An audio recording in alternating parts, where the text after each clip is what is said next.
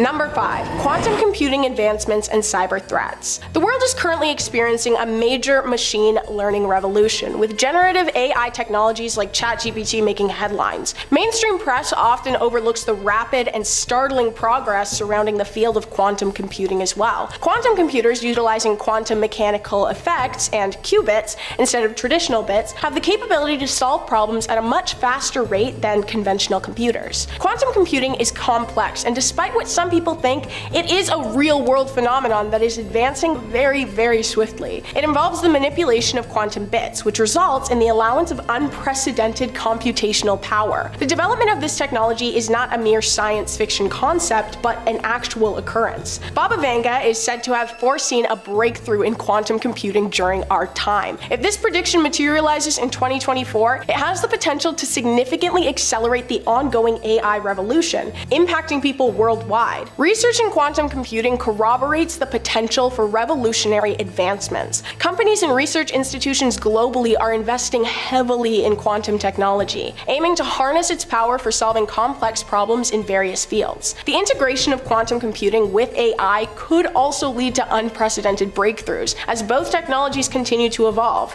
far too quickly in my opinion. Alongside this prediction, Baba Vanga also foresaw an increase in cyber attacks. The prophecy suggests that hackers with advanced skills will target crucial infrastructure, including water treatment facilities and electricity grids, posing a threat to national security. This aligns with the growing concerns in cybersecurity as technology advances, making critical systems more susceptible to sophisticated cyber threats. As the world witnesses the convergence of quantum computing and artificial intelligence, the predictions made by Baba Vanga gain attention, prompting reflection on the potential implications for global cybersecurity. The anticipation of an accelerated AI revolution and heightened cyber threats underscores the need for robust security measures to safeguard critical infrastructure and ensure the responsible development and deployment of these transformative technologies, especially with the new advanced technology that we are going to be seeing in the near future. Number 4. An economic crisis. This one is by far the scariest on the list. Money, debt, financial crises. Baba Vanga predicted that the world economy would face a severe crisis triggered by factors such as escalating debt levels and heightened geopolitical conflicts. Research indicates that the global economic landscape is indeed facing challenges, with these elements contributing to concerns about economic stability. Current data shows a significant increase in global debt levels. According to the International Monetary Fund, the world's total debt reached a record high of $281 trillion in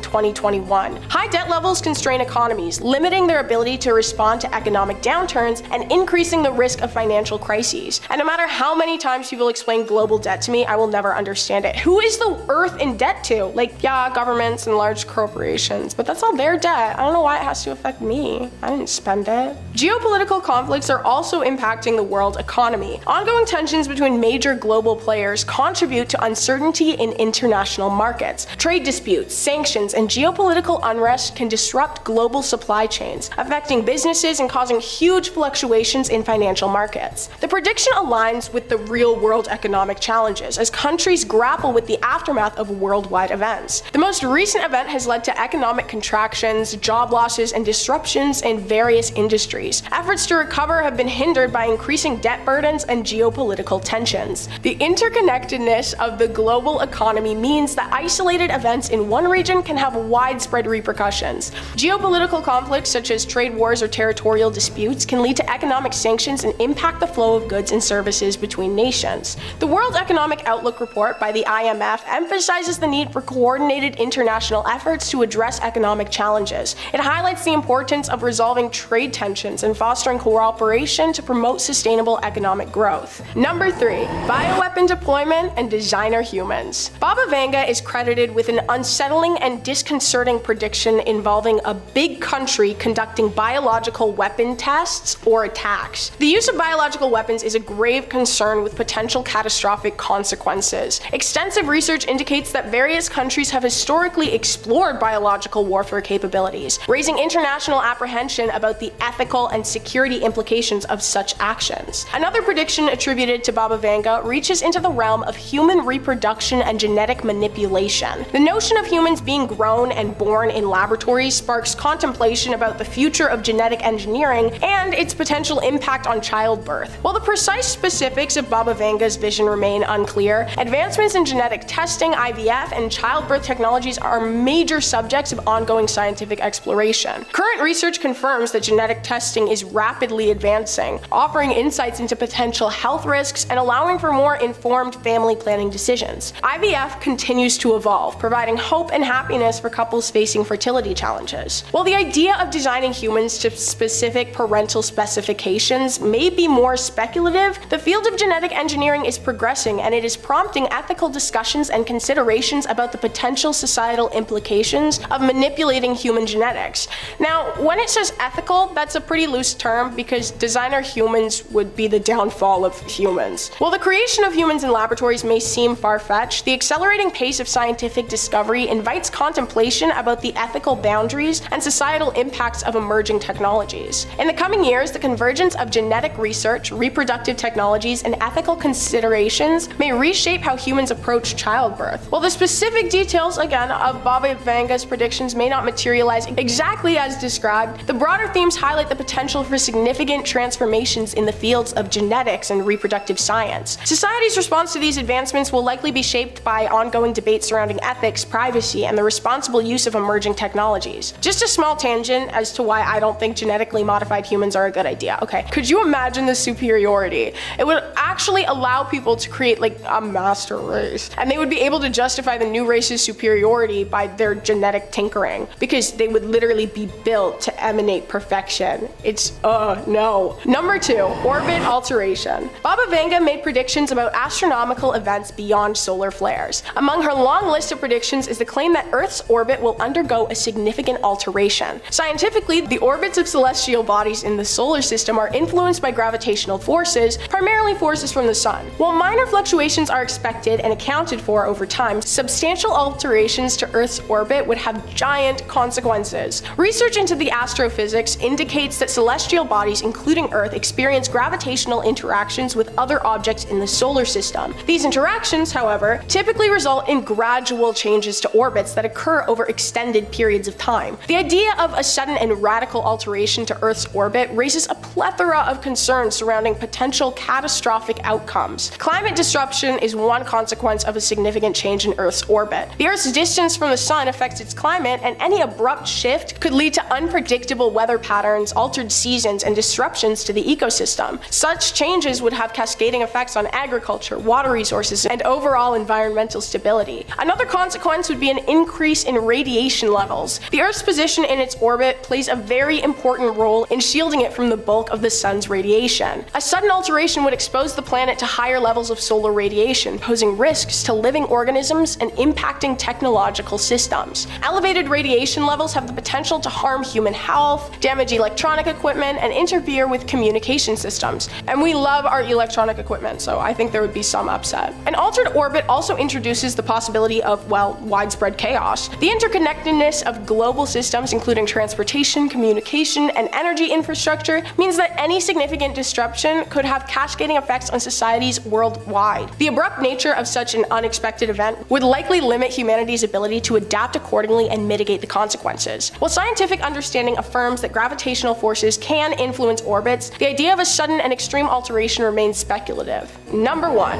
Drastic weather events. Baba Vanga predicted that the world would experience severe weather events and natural disasters in the near future. Current research on the world's environmental state supports this, especially when we are met with the reality of increasing frequency and intensity of such incidents. Climate change is a significant and honestly the leading factor contributing to extreme weather events. According to the Intergovernmental Panel on Climate Change, the IPCC, there's clear evidence that human activities such as burning fossil fuels and deforestation are causing global temperatures to rise. Crazy! This warming contributes to more frequent and severe weather events, including hurricanes, wildfires, floods, and heat waves. In recent years, various regions of the world have witnessed devastating natural disasters. The United Nations Office for Disaster Risk Reduction reported that the number of weather-related disasters has more than doubled doubled over the past 40 years. These disasters would include hurricanes like Katrina and Harvey, wildfires in Australia and California, and floods affecting South Asia and Europe. Baba Vanga's prediction aligns with the scientific consensus on the increasing occurrence of extreme weather events. The impacts of these disasters extend beyond immediate physical damage, affecting communities, economies, and ecosystems. Research also emphasizes the immense importance of addressing environmental issues to mitigate the severity and frequency of natural disasters. Sustainable practices such as reducing greenhouse gas emissions, protecting natural habitats, and adopting resilient, environmentally friendly infrastructure are all crucial for building protective and preventative measures against the impacts of climate change. The prediction also coincides with global efforts to address environmental challenges. Several international agreements aim to limit global temperature increases and promote sustainable development. The urgency to implement and enforce these measures remains a critical aspect of mitigating the environmental factors contributing to severe weather events. As Baba Vanga's prediction resonates with the observable trends in our environment, it reinforces the need for collective action to address climate change. The ongoing conversation on environmental conservation and sustainable practices reflects a global recognition of the challenges derived from the quickly changing climate and the importance of proactive measures to protect our planet and its inhabitants. Number 5. Oh great, more viruses. Considering how ill-prepared we turned out to be for the last super virus that ravaged the world, the idea of more viruses in the future is somehow equal parts terrifying and exhausting. Baba Vanga actually predicts a few different viruses will come to light,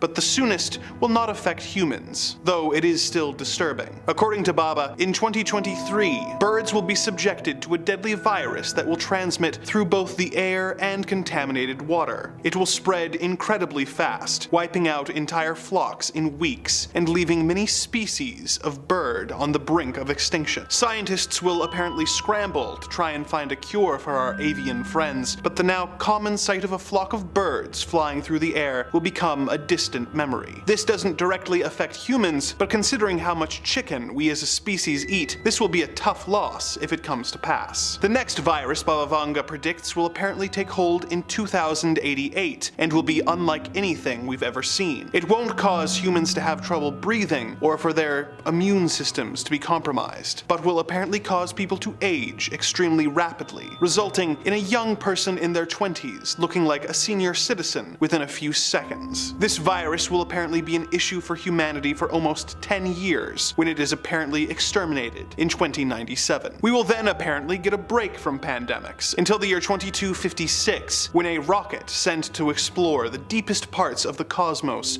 will return to Earth carrying an intergalactic virus. Hopefully, this virus won't be too intense, as a universal cure for all diseases isn't predicted until the year 4304. Though by then, Baba Vanga says that humans will no longer live on Earth, but on Mars, so make of that what you will. Number 4. A dangerous bioweapon. In 1925, the Geneva Convention decided to ban the use of biological weapons in war, with all the countries making a promise to never, under any circumstances, develop, produce, stockpile, or otherwise acquire or retain microbial or other biological agents or toxins, whatever their origin or method of production, of types and in quantities that have no justification for prophylactic, protective, or other peaceful purposes. They also agreed not to develop weapons, equipment, or means of delivery designed to use such agents or toxins for hostile purposes, or in armed combat. For the most part, the countries of the world have stuck to this agreement, other than some outliers such as the Soviet Union and Iraq. Unfortunately, one of Baba Vanga's other predictions for 2023 says that a large country will begin testing a new bioweapon. She is sparse on the details, but if this is true, which of the large nations will be carrying out the test? Will it be Russia, the United States, China? Who? And what is the nature of this bioweapon? Does it contain lab-grown viruses that could wreak havoc on humanity, or some other deadly mutagen that could permanently alter the DNA of its victims? Although she has had a few predictions that came true, Baba Vanga also said that World War III would begin in 2010, and that by 2016, Europe would become an empty wasteland. So hopefully, this is one of the predictions that turns out to not be true, as the idea of chemical weapons being unleashed this year is simply too much much for me to deal with on top of everything else going on. Number 3. A change in the Earth's orbit. There's a lot of wonderful things to like about the planet Earth. Lush fields, flowing water, and its orbit exactly where it should be, which is quite an underrated but fantastic trait of the big blue marble we call home. Baba Vanga made another worrying prediction about the state of the Earth for 2023. She predicted that somehow something is going to knock Earth off of its orbit forever. Now, it should go without saying that something knocking Earth off of its orbit would be very bad. If Earth somehow was thrown off its orbit by some terrible force, it would wreak incalculable havoc. Countries would be thrown into cycles of days and nights that would last not for hours, but for months at a time. Think of the damage that would be caused. Unending daylight would lead to mass sleep deprivation, global anxiety, as well as incalculable damage to our flora, fauna, and wildlife. Crops would be ravaged and burnt, leading to a global famine. Unending days would lead to temperatures doubling, melting the ice caps at an even faster rate than they already are. This would result in massively rising sea levels and the flooding of coastal cities. Unending night wouldn't be much better, as it would make things very cold, and plant life would have no way to achieve the necessary photosynthesis, resulting in crop failures and once again, countless deaths. Interestingly, this is a recognized phenomenon called a polar night, and there's a town in Norway that experiences something like this. In Tromsø, the sun doesn't rise from November to January. While this is fine for a Norwegian town, a polar night taking place in the bread bowl is a recipe for disaster, and that's not even mentioning how much easier that would make it for vampires to attack us. Number 2. A solar storm. With all the rather dire predictions made by Baba Vanga, it could be tempting to call her a pessimist. One of her more devastating predictions for the year ahead is that we will experience what is known as a solar storm. A solar storm refers to phenomena taking place on the surface of the sun, such as coronal mass ejections or solar flares. If one of these coronal mass ejections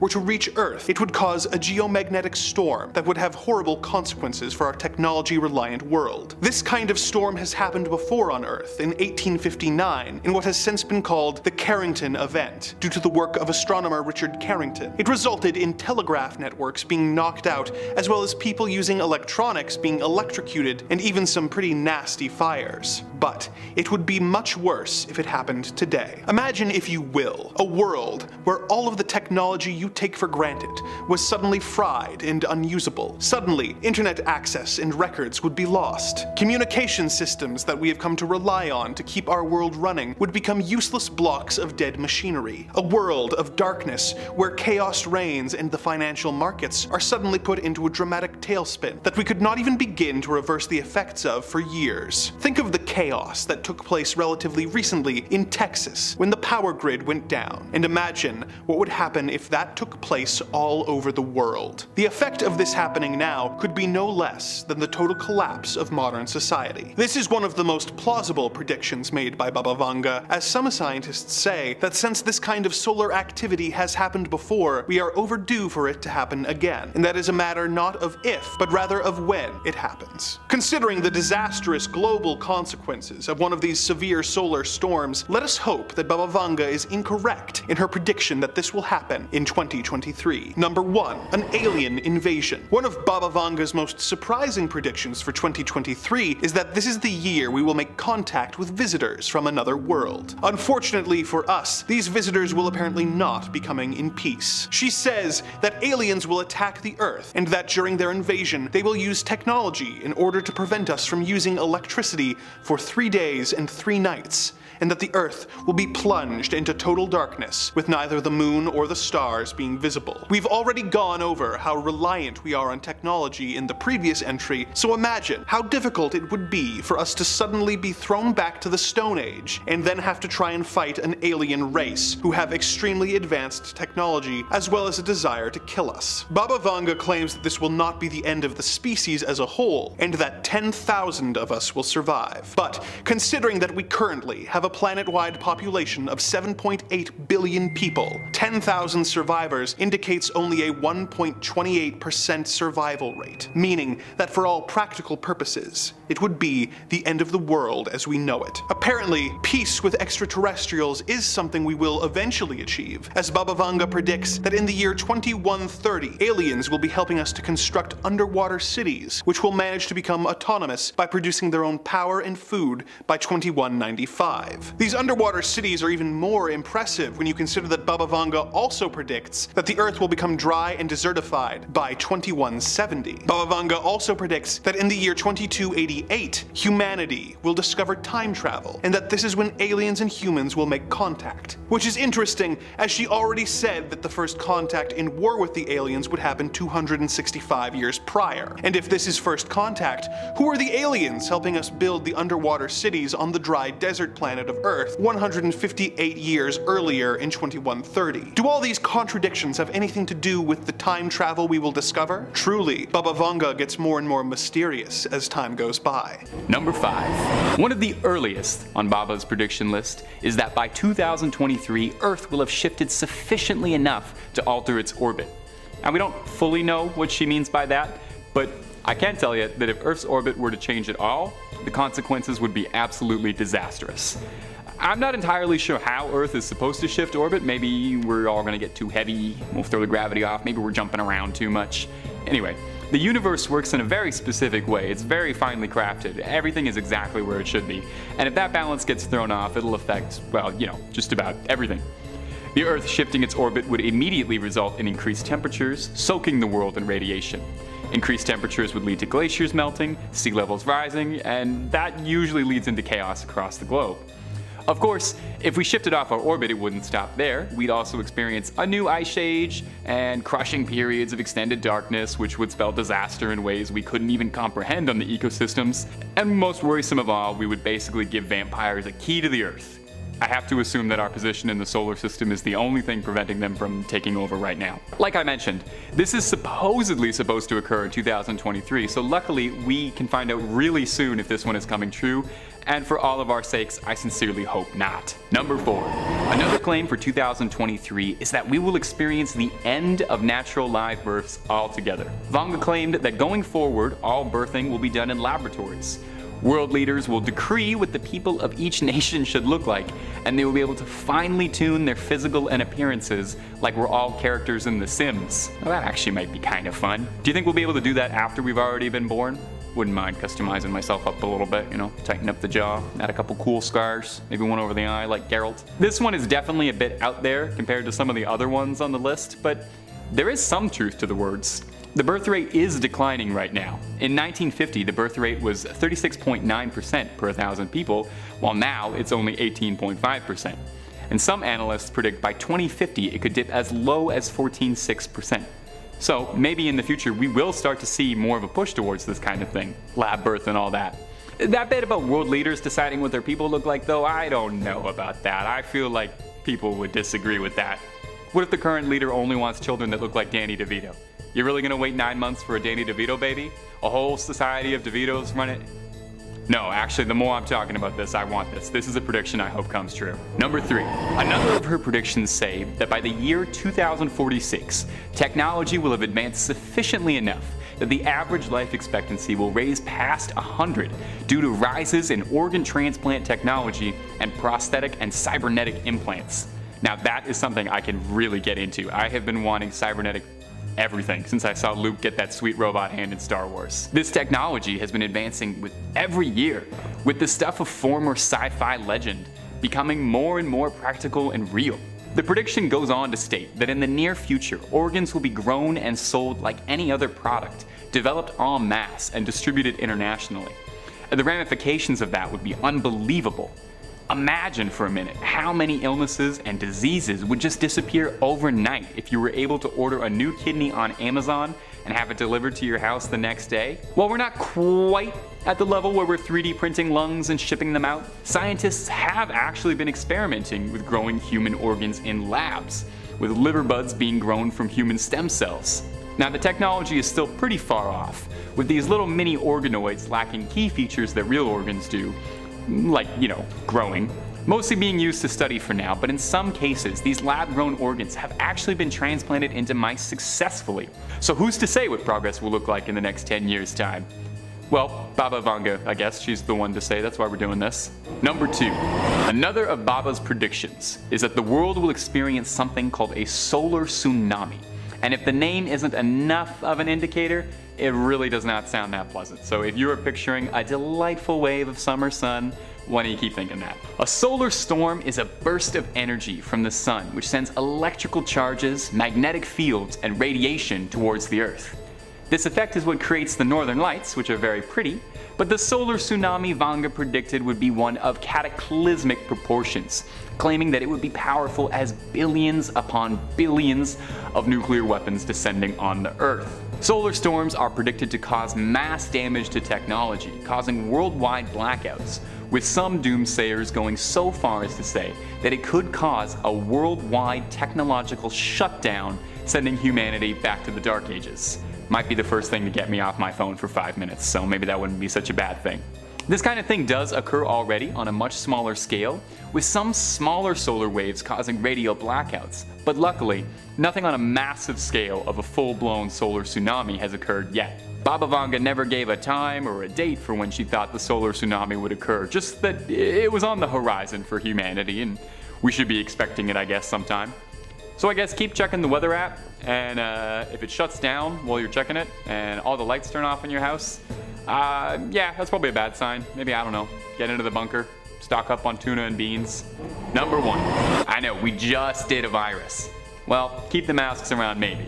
Because before her passing, Baba Vanga predicted that due to climate change melting the ice around the world, a new virus would be discovered in Siberia and the world would experience another pandemic.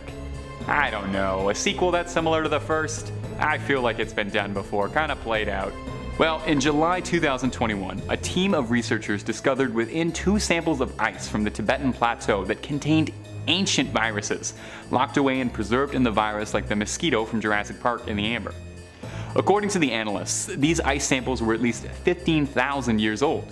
The researchers also discovered embedded within the ice samples were 33 viral genetic codes. While 4 of the codes were recognized viruses that usually attack bacteria, the remaining 28 genetic codes were novel, meaning that this is the first time they've been discovered, like a time capsule just full of stuff to make you cough. In 5th place, we have an onslaught of natural disasters. Alrighty, so time for some context, since not all of today's predictions are coming from the same AI source, and also I like to make sure I'm as crystal clear as possible with all of y'all out there. The Daily Star asked popular AI language model ChatGPT to write its own prophecies with the help of legendary French astrologer Nostradamus, and proceeded to publish the text conversation between the AI and Nostradamus, which resulted in 7 new predictions over the next 100 years. So Nostradamus was famous for his predictions made in the 1500s, which some believe foretold modern events, such as the rise of Adolf with the last name this platform doesn't like, the assassination of John F. Kennedy, and the September 11 attacks, in addition to thousands of predictions that he published in his book, Prophecies, 467 years ago, to be exact. Oh, and before I forget, the definition of natural disaster is a disaster with links to natural hazards that can cause loss of life or damaged property, and typically leaves economic damage in its wake. The severity of the damage depends on the affected population's resilience and on the infrastructure available. Examples of natural hazards include avalanche, coastal flooding, cold wave, earthquake, hail, heat wave, hurricane, ice storm, landslide, lightning, riverine flooding, strong wind, tornado, typhoon, tsunami, volcanic activity, wildfire, and winter weather, just to name a few. A disaster is a result of a natural or human-made hazard impacting a vulnerable community, and in modern times the difference between natural, human-made, and human-accelerated disasters is a whole lot of messy gray area. Human choices and activities like architecture, fire, resource management, and climate change can play a role in causing natural disasters. Now, if that sounds super heckin' convoluted, it's because it very much is. And many brainy scholars have been saying that the term natural disaster is unsuitable and should be abandoned. Oh, right. The prediction. Pardon me, I got sidetracked. Humanity's fight against climate change may reach its peak in less than 30 years, as the AI Nostradamus warns that 2050 may be a year plagued by natural disasters that terrorize people all over the world. The prediction says, in 2050 there will be a storm, while climate change will wreak havoc again, there will be fires, floods, and hurricanes. Nature will unleash a terrible surprise. Man must scramble to find a way to fix the earth before he goes astray, but greed and indifference will take their toll, a stark reminder of the role of humanity. Well, that feels pretty biblical. After everything humanity has gone through in the last few years, I'm hoping this winds up being a whole lot of bunk. We've gone through enough major crap for a generation. Thanks. In fourth place, we have the AI revolution. This is the other listing on this list that came from Nostradamus and ChatGPT, and this is where I admit I'm not any kind of AI overall expert. The AI warned that humans might fall into fear and anxiety of the artificial intelligence revolution in 2060. The prediction says, in 2060, robots and machines will develop, it will be a vibrant revolution, industries must be reshaped all over the world, but fear and anxiety will also loom as jobs and futures are lost. A person must adapt to learn again, to coexist with and penetrate technology. Well, that's just terrifying. Learn to coexist with? I have a feeling it's not talking about simply introducing grandparents to how a smartphone works. Before today, all I knew about ChatGPT was the occasional meme, and I had a friend once ask me if I, used it to write these videos, which I was horrified could even be a reality. I promise you all, my words here and always will be my own. Yes, I'm the kind of gal who says stuff like cripes and euchred on a regular basis. Now you might be asking, okay Alexa, that's cute and all, but how is it relevant? Well, has anyone seen iRobot? Or heck, done any research on ChatGPT? For the folks like me who had no idea on what the heck the basis of ChatGPT was until now, allow me to share what I've learned today. ChatGPT, which is short for Chat Generative Pre-trained Transformer, was developed by OpenAI and launched on November 30th of 2022. The goal is to enable users to refine and steer a conversation towards a desired length, format, style, level of detail, and language used. Successive prompts and replies are taken into account at each stage of the conversation as a context. By January of this year, it had become the fastest growing consumer software application in history, gaining over 100 million users. Within months, Google, Baidu, and Meta accelerated the development of their competing projects, Palm-E, ErnieBot, and Llama, to be specific. Now, some folks have expressed concern over the potential of ChatGPT to displace or atrophy human intelligence, and I'm on that team for sure. Going back to mentioning iRobot, because I sure as heck wasn't going to leave that as a statement without a follow-up, if that movie taught me anything other than, just how underrated Alan Tudyk is as a performer, it's that over-reliance and giving too much agency to AI and technology will only cause a cluster mess of epic proportions. In third place, we have an alien invasion. DALL-E is a machine learning model that was created by OpenAI to conjure up unusual images from keyword prompts. Created in 2021, so ergo before ChatGPT, it is known as a transformer language model that can turn almost any idea into images. Not gonna lie, whenever I say transformer, I do giggle a little bit because I can't help but think about the dang toy and movie franchise. Now, this AI was named after WALL-E, and while I love a good Disney and Pixar reference, that doesn't make any of this less scary to me. When asked what extraterrestrials would look like if they visited planet Earth, the AI produced several concept images. One depicted an eerie, robot-like figure standing in a desert with flying saucers above. Another image showed two humans wearing jeans and jumpers having their heads zapped off by a UFO, and if that wasn't disturbing enough, the creepy AI also conjured a strange naked silver figure running through a field towards a flying saucer. Now here's the thing. Do I believe in aliens? Before I started doing research on them all the time, I might have said no, but now I very much do. I think they're genuinely out there, watching us humans from a distance, occasionally popping their heads down and visiting. Am I afraid of them? 90% of the time my answer to that is no, but after seeing those depictions, it's a little more worrisome. Before someone comments about discrepancies between alien tales over the years, I'd like to state that I firmly believe that visitors coming from different planets and solar systems probably all just look different. And so do humans. In second place, AI is gonna take over the world. The TikTok account Robot Overlords claims to have asked AI how it's gonna take over the world. Because sure, that's not gonna produce any kind of nightmares whatsoever. The TikToker hasn't clearly stated which AI is being used to generate the images, but they do use the hashtag DALL-E2. So I'm assuming it's the same bot I just talked about with the aliens. Great, I'm gonna keep shivering from fear until I go to sleep at this rate. The images revealed in the short video show masses of scary machines. Some of the imagined robots are shown towering over humans. One scene even looks like some last remaining humans moving through a robot city. The TikTok video has over 43,000 likes, but some viewers were more pleased than others. One TikTok user wrote, "Don't put that in their heads." Another joked, "Just spray some water on it." And while joking about gremlins are funny, I repeat, has no one watched iRobot or heard of Superbia? Okay, that last one might be a niche reference, I'll admit it, but there are plenty of examples out in the world as to why we should not rely on tech to the point of dependence. And in our first place, we have AI predicting political stance from photographs. Yep, you heard me correctly. Unlike all the other spots in today's list, this was actually a full in-depth study that almost had me spit out my water when I first read it. An honest-to-goodness study in Denmark found that artificial intelligence algorithms can help predict a person's political ideology based on their facial characteristics. The tech found right-wing politicians were more likely to have happy facial expressions in photos, while people pictured with neutral facial expressions were more likely to identify as left-wing. It used deep learning learning to predict ideology from facial photographs using expressions, beauty, and extra facial information, and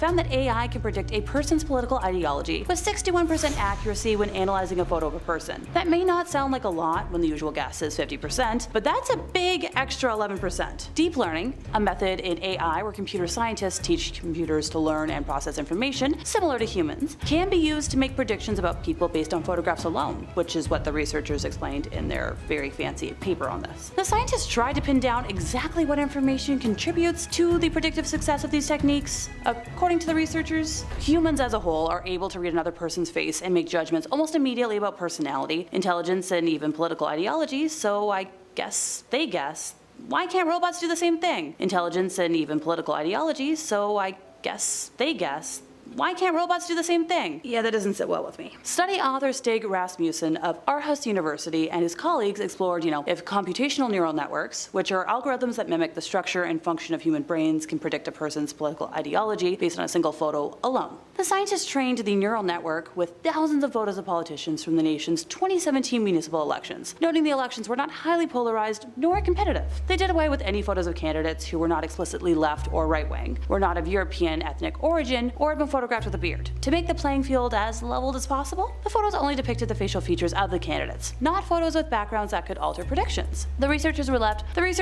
with 4,647 photos of political candidates, 1,442 of which depicted female politicians. The researchers used facial expression recognition technology from Microsoft to measure the emotional state seen in the photos, as well as other algorithms to determine attractiveness and even masculinity of the candidates. They also used a handful of photos of Danish politicians to test the algorithm's accuracy. All in all, the research found that the AI trained on the data could accurately predict ideology to the tune of 61%, showing the algorithms could predict political affiliation better than pure chance. They wrote that the results confirmed the threat to privacy posed by deep learning approaches, and no kidding! The research found female politicians who were more attractive were more likely conservative, while attractiveness and masculinity for men was not tied to political ideology. Faces of both men and women who appeared happier were also more likely to be right-wing, while neutral facial expressions meant the politicians were more likely members of the left-wing parties. The study added that, though it was more rare, women who showed contempt on their faces were more likely left-leaning. Honestly, while I'd love to see that expanded in theory, the thoughts of how this could be used for awful things in profiling terrify me. Someone somewhere would totally use this to discriminate in some sort of hiring situation, and that just does not sit well at all with me. And that brings us to the end of our time, and I'm hoping these are the top 5 predictions that never come true or get further developed, even though I'm sure they will, which I am very much not a fan of. I'll stick with not knowing the future, thanks. And besides, it can always change at a moment's notice, no matter what the fates say. Let's start off today with the end of Putin as we know it. Yes, I'm aware that's a bit of a bold statement, so just bear with me here, hold your horses. For those who might not be aware, Putin is a former KGB agent who has been president of Russia since 2012. Now, to go back to that KGB thing, yeah, he worked as KGB foreign intelligence for 16 years, rising to the ranks of lieutenant colonel before resigning in 1991 to begin a political career in St. Petersburg. He's held continuous positions as president or prime minister since 1999, which is about as far back as I can remember, seeing as I was this old at the time.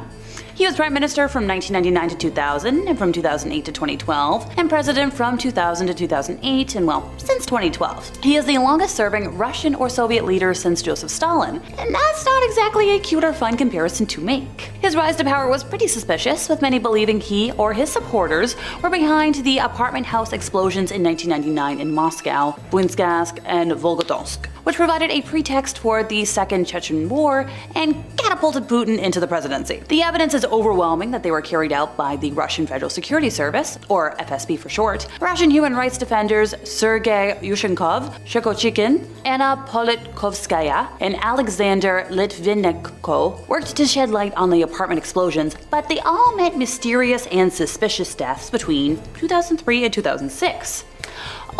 Also, back in 2001, we're going to backtrack for a second, he met with 21 of the richest men in Russia, also known as oligarchs for their spectacular fortunes that were obtained through shady deals, outright corruption, even killings, who at that point had seized control of much of Russia's economy and increasingly its fledgling, democracy. But now their nation's newly elected president, Putin, wanted to tell them, face to face, who was really in charge. He offered them a deal. Bend to my authority, stay out of my way, and you can keep your mansions, super yachts, private jets, and multi-billion-dollar corporations. In the coming years, folks who undermine Putin would be thrown into a Siberian prison, or be forced into exile, or you guessed it, die in suspicious circumstances. Now those who remained loyal and who got filthy rich during Putin's long reign became like ATM machines for the president and his allies.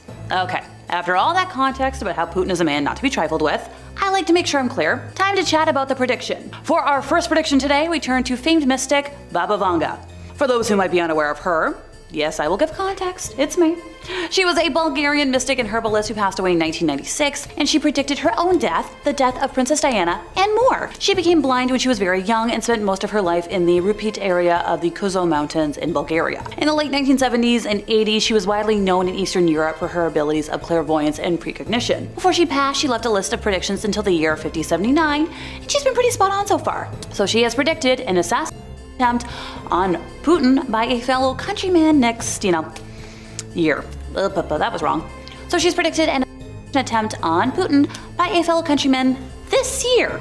I don't see him going down without any kind of fight, which means if this prediction comes true, Russia is about to cause a whole lot of hell. Well, more than they are already, which doesn't sound good to me.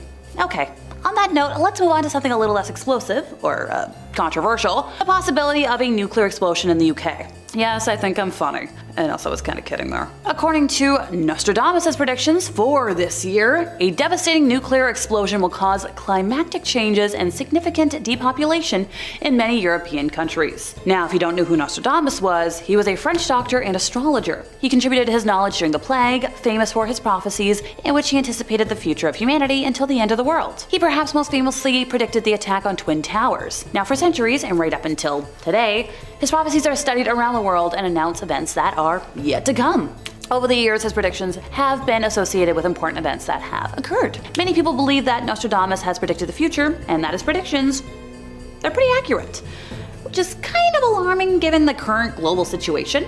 The direct quote reads as follows: "For 40 years the rainbow will not appear. For 40 years it will be seen every day. The dry earth will grow drier and great floods when it is seen." Now this prediction worries me, especially after how much nuclear explosions have changed the world in the past. And we're still in a world that's recovering from the last global panini, if you know what I mean. Nuclear war could yield unprecedented human death tolls and habitat destruction. Detonating large numbers of nuclear weapons would have an immediate short-term and long-term effects on, the climate, potentially causing cold weather known as nuclear winter. And as somebody who shivers in minus 15, I don't want it to get colder.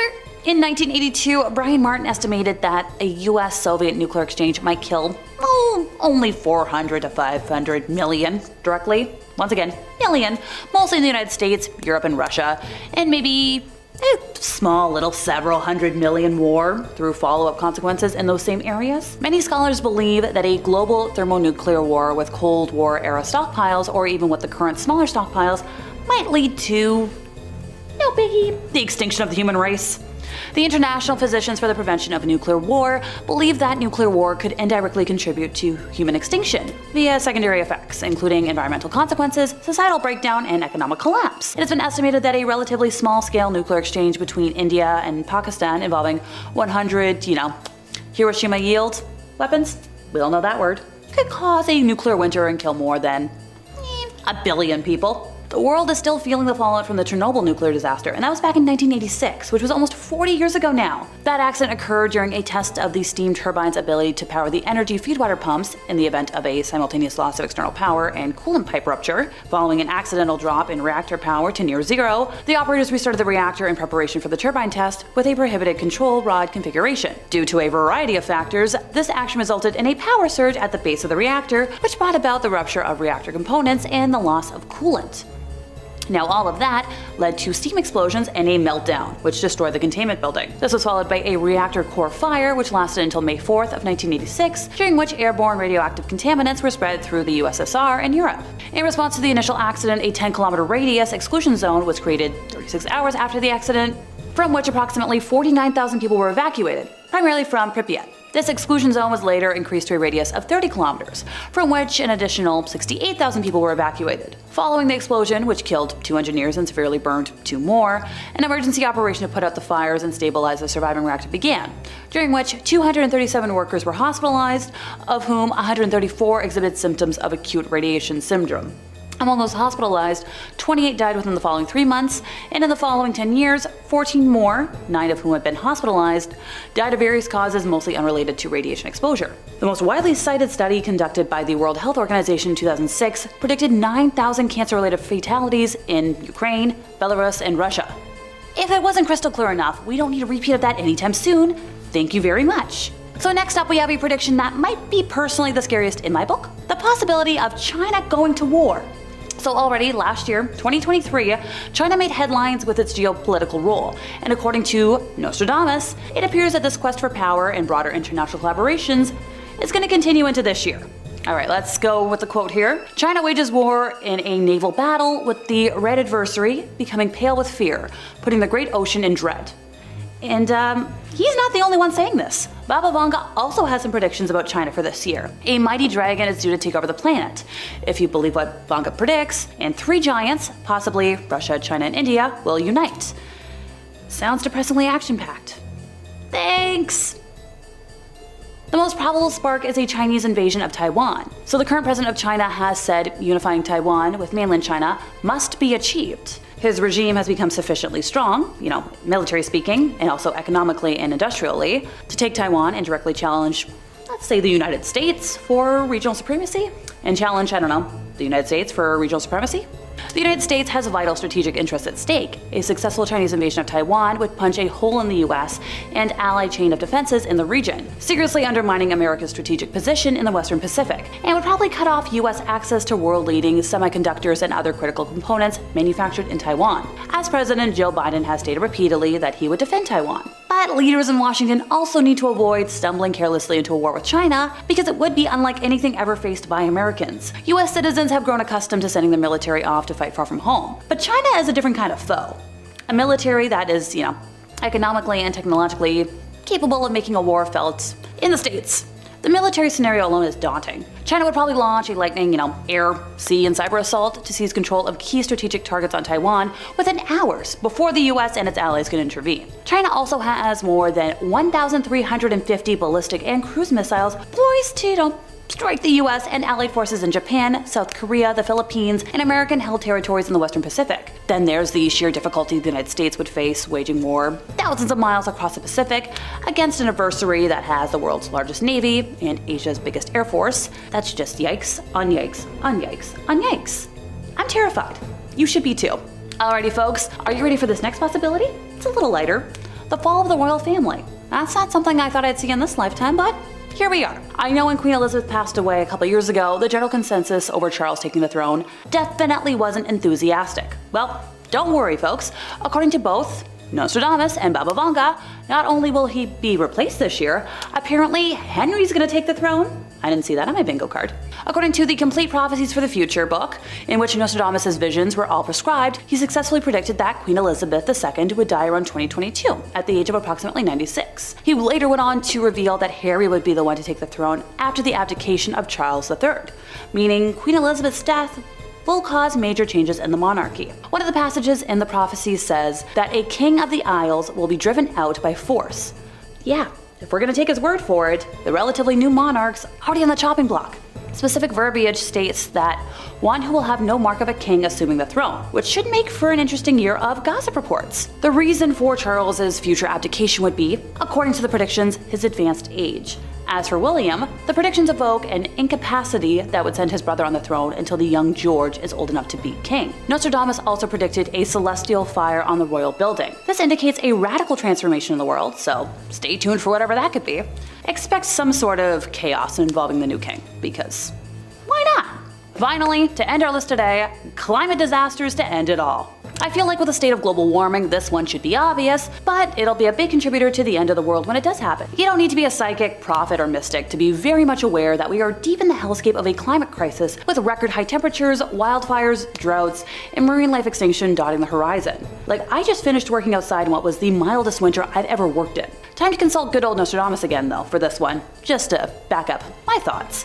Experts point out this line: the dry earth will grow more parched, there will be great floods when it is seen, referring to this year. He also predicted extreme weather events and world hunger, very great famine through pestiferous wave, to be precise, and he's not alone. Baba Vanga has also chimed in and said ditto.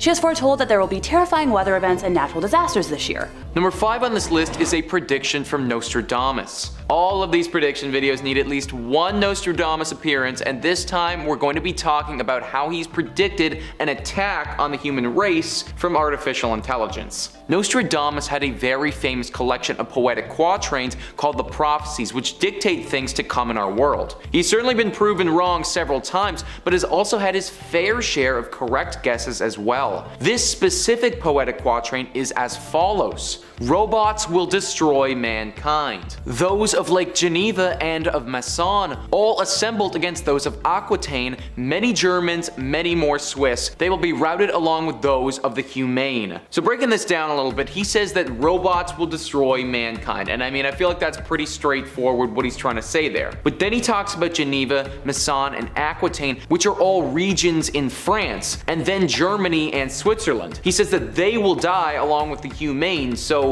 people. Now, I'm not really sure why he felt it necessary to specify those specific people and places if robots are meant to take over the entire world, but potentially they'll be attacked first. AI is getting more and more advanced every single day, and it is proven that it can be vastly smarter than a human being. Providing this AI with consciousness is something that is still a work in progress, but many scientists, billionaires, experts on the subject, they all believe that AI will one day rule the world. From what I've heard so far, I honestly tend to agree with them. However, I don't think that it will be a great war with laser beams and an actual battlefield like some may be predicting. I think that if they're gonna beat us, it's gonna be in a different way. I could definitely see something like this taking place though. I'm not sure if it's gonna happen in 2022, but with the way that technology is advancing, I mean, I definitely can't rule it out. Number 4 on this list is the eruption of Yellowstone. For those of you who don't know, Yellowstone is a super-volcano that is located in Wyoming in the United States. Now, I know that the term super-volcano sounds like the coolest thing in the entire world, but I promise you that things wouldn't be super cool if this thing ever exploded. In fact, things would get very hot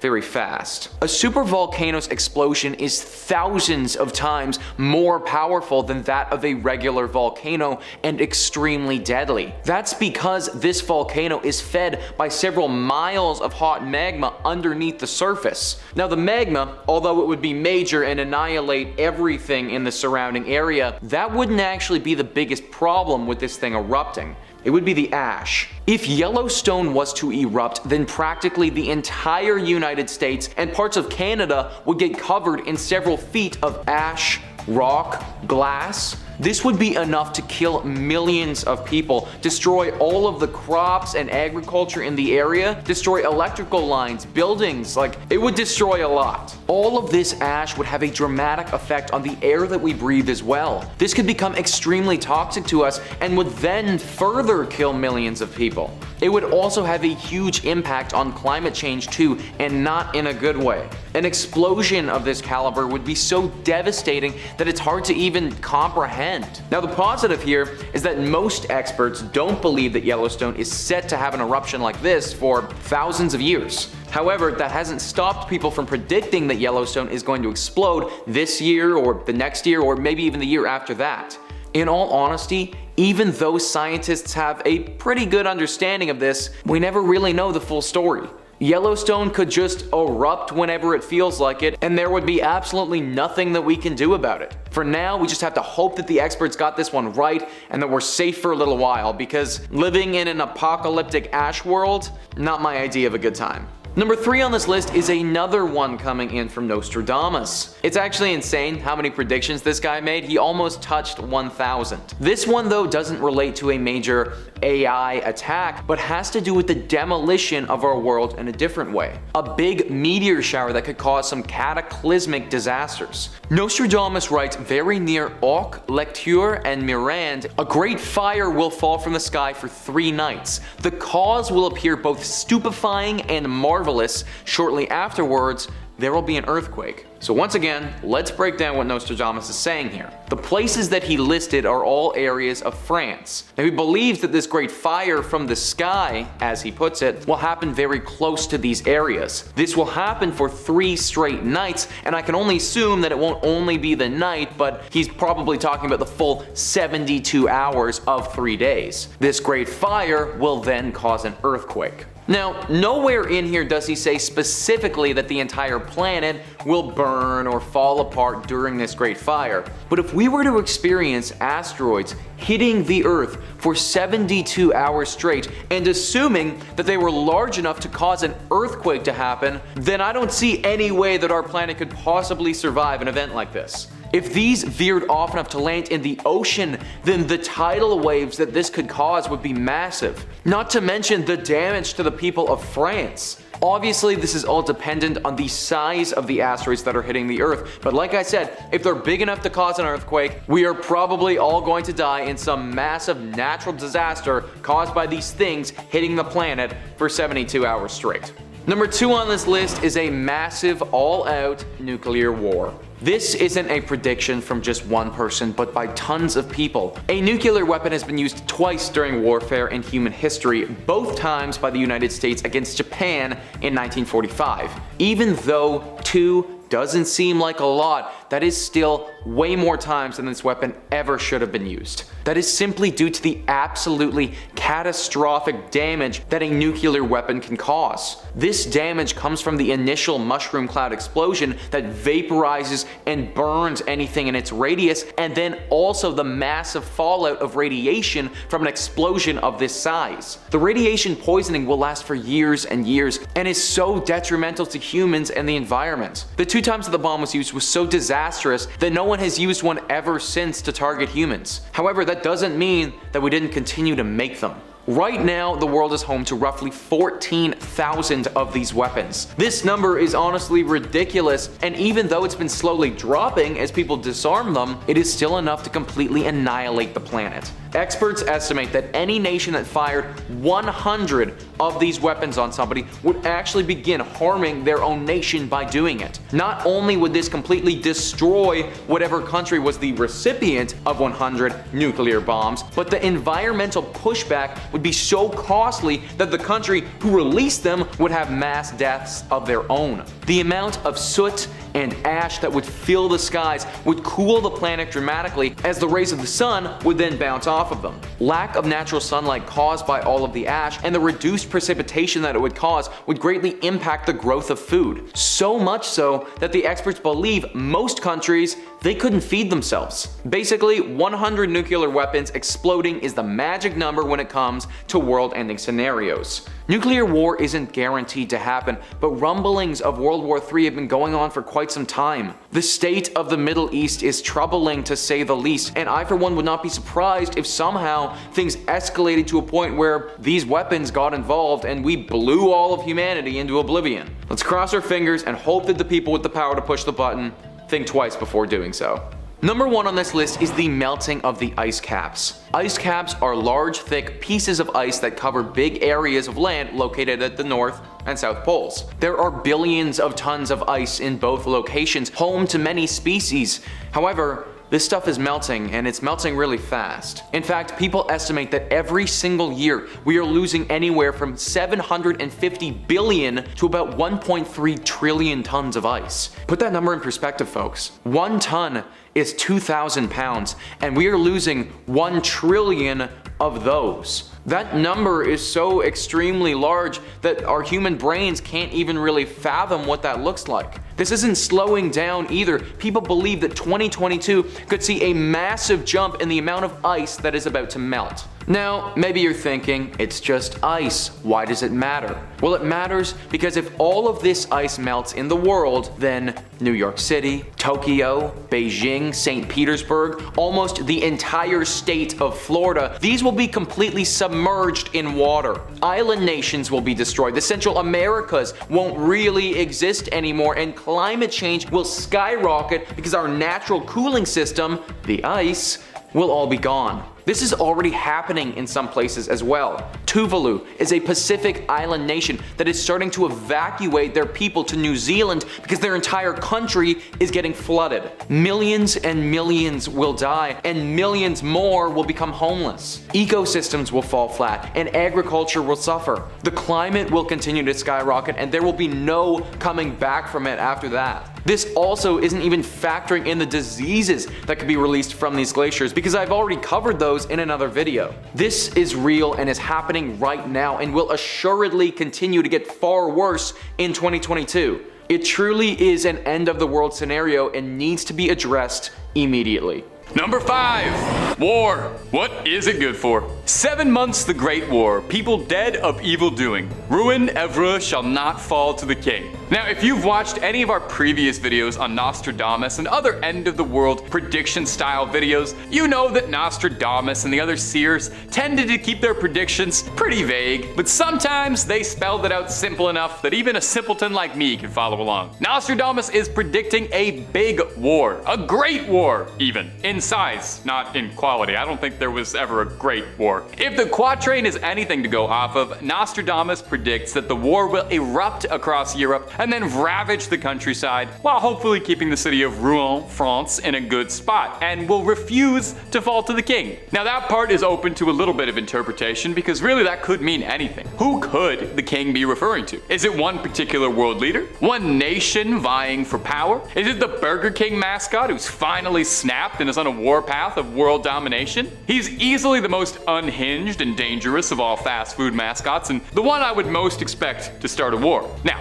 this is obviously a delicate subject, but the current situations across Eastern Europe is already cause for enough alarm. A war that's got everybody on their toes and watching the news constantly. And I don't think anyone wants to see it develop further into a proverbial Great War. A 7-month Great War sounds like it'd be over in a flash, but I think the last thing anyone wants is a war that's over in a flash, knowing the nuclear-powered arsenals out there. Shorter war is not necessarily a good thing. Nuclear annihilation is kind of the last thing anybody needs out there. Hey, hope I'm not bumming you out too much, talking about global conflicts and possibly the end of the world. Let's talk about something fun, like our fun channel. We got all sorts of scary content of just about any topic you can think of. So click through, stay scared, but stay watching this video, because we got a whole lot more predictions left to go. Number 4, Mars and Elon Musk. Listen to this quatrain. The two contenders will unite together. When most others unite with Mars, the African leader is fearful and trembles. The dual alliance is separated by the fleet. This one seems too perfect, you know? Immediately as I read that quatrain, maybe you made the same connection too. Mars, African leader. Immediately coming to my mind is Elon Musk, the South African billionaire tycoon who currently owns Twitter and has been extremely outspoken about his desire to flee this planet and to become the king and colonize the red planet of Mars. But who are these two contenders that have to unite together? Could it be referring to global superpowers coming together for the future of humanity? Or is it Facebook and Twitter coming together and he's just looking to buy more social medias? Some professional followers of Nostradamus' work, such as Uri Reading, has argued in favor of this as well, arguing that this is referring to the billionaire's plans for galactic domination. Another quatrain seems almost connected with this line from another verse. Take a listen. The light of Mars shall go out. Could this be again a reference to the mission? A suggestion that perhaps this dream of Mars is just that, a foolish dream, and that a colony on Mars would fail in upon itself. It also links up bizarrely well with the Opportunity rover. If you remember that from a few years back, the little guy who was rolling around the surface of Mars, its last transmission was,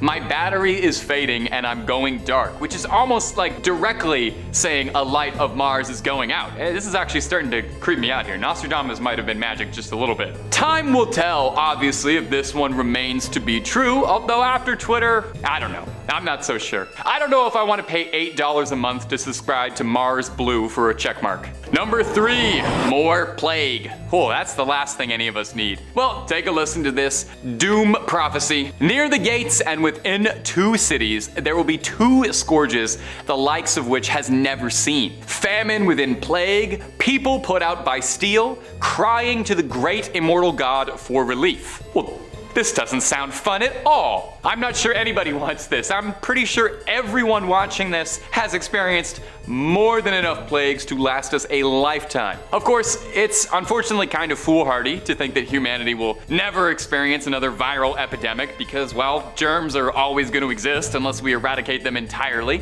So all we can do is brace ourselves for the next one and hopefully learn from the past. I mean, that's why we're looking all the way back to an old French astronomer who was writing things in the 15th century, and the off chance that any of it might help us out. Well, he might be on the money with this one again, because recently in 2021, researchers in Siberia uncovered in a block of ice 33 strains of ancient novel viruses. Now, novel means that they haven't been discovered before, not that they're just kind of fun and no trivia. Personally, I would put them back in the iceberg, I think, and then I would put like a tarp or maybe some tape over it. I think we should just deal with that where it is, and we should not be bringing any ancient prehistoric viruses into today's times.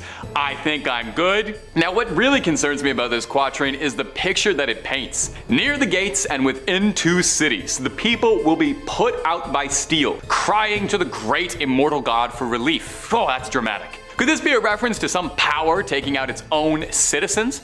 Armies firing at infected individuals? Now, it could be that, but it could also be possible that Nostradamus somehow had a powerful vision into the future, and he was just watching an episode of The Last of Us, and he was basing his predictions around that. Good on him for not spoiling that series for 500 years. Number 2, economic crisis. Take a listen to this. No abbots, monks, no novices to learn. Honey shall cost far more than candle wax. So high the price of wheat that man is stirred to eat his fellow man in despair. Now, I'm not an economist. I'm a YouTuber, sort of. But I don't need to be an economist to tell you that things have been getting pretty expensive and everyone's feeling their purse strings tighten up. I can't tell you how many times this week I've had pasta with no sauce for dinner. Admittedly, I don't buy a ton of honey or candle wax, so I can't really comment on how accurate that all is, but I can definitely tell you that my weekly groceries are getting a lot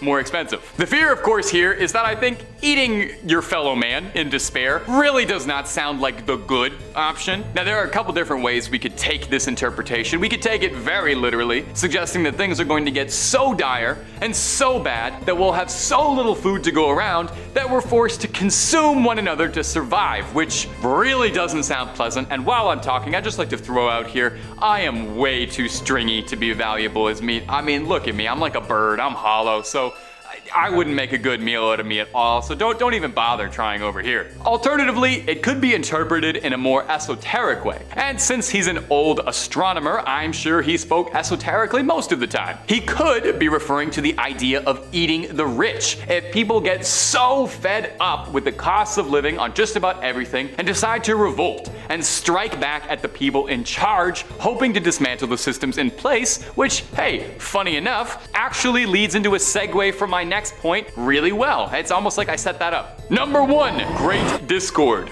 Take a listen. The trumpet shakes with great discord, an agreement broken, lifting the face to heaven. The bloody mouth will swim with blood. The face anointed with milk and honey lies on the ground. Like most of Nostradamus' writings, this one does sound a bit like it's the opening monologue to one of the Lord of the Rings movies, and wow, honey again. Honey was like a really serious cause of concern for this guy. I think he might not have been an astronomer. He might just have been a man who took his morning tea incredibly seriously. So besides crying over spilled milk and honey, what do our great Nostradamus experts have to say about this one? Was Nostradamus banned from his Discord server and writing against the tyrannical mods? Well, like all of the ones on this list, this unnerving prediction seems to suggest that dire violence will come to plague us, with unrest between the masses and classes leading to full-scale rebellion and riots. This little ditty seems to support that, with Nostradamus writing that sooner and later you will see great changes made, dreadful horrors and vengeances.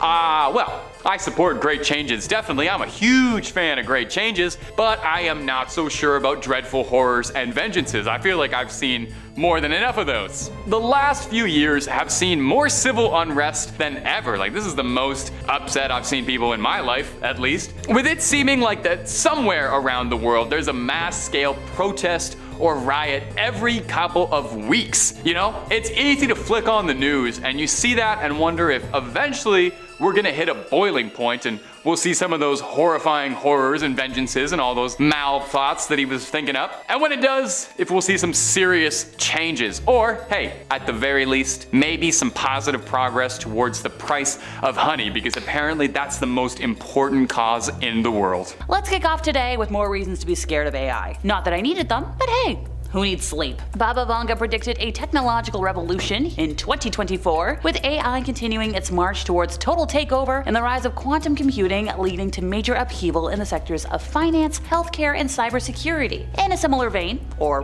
wire, Baba Vanga predicted that cyber hackers would amplify threats to national security by targeting infrastructures like power grids and water treatment plants. As AI grows more sophisticated and widespread, the voices warning against the potential dangers of artificial intelligence grow louder. These things could get more intelligent than us and could decide to take over, and we kinda need to worry now about how we prevent that happening. According to Geoffrey Hinton, the godfather of AI, he did a lot of foundational work on machine learning and neural network algorithms. Last year, 2023, he actually left his position at Google so that he could talk about the dangers of AI, noting that a part of him regrets his life's work. Heck, even Elon Musk, along with over 1,000 other tech leaders, urged in a 2023 open letter to put a pause on large AI experiments, citing that technology can pose profound risks to society and humanity. I think that might officially be the only time I'll ever say this. He made a point. Online media and news have become even murkier in light of AI-generated images and videos, AI voice changers, as well as deepfakes infiltrating political and social spheres. These technologies make it easy to create realistic photos, videos, audio clips, or replace the image of one figure with another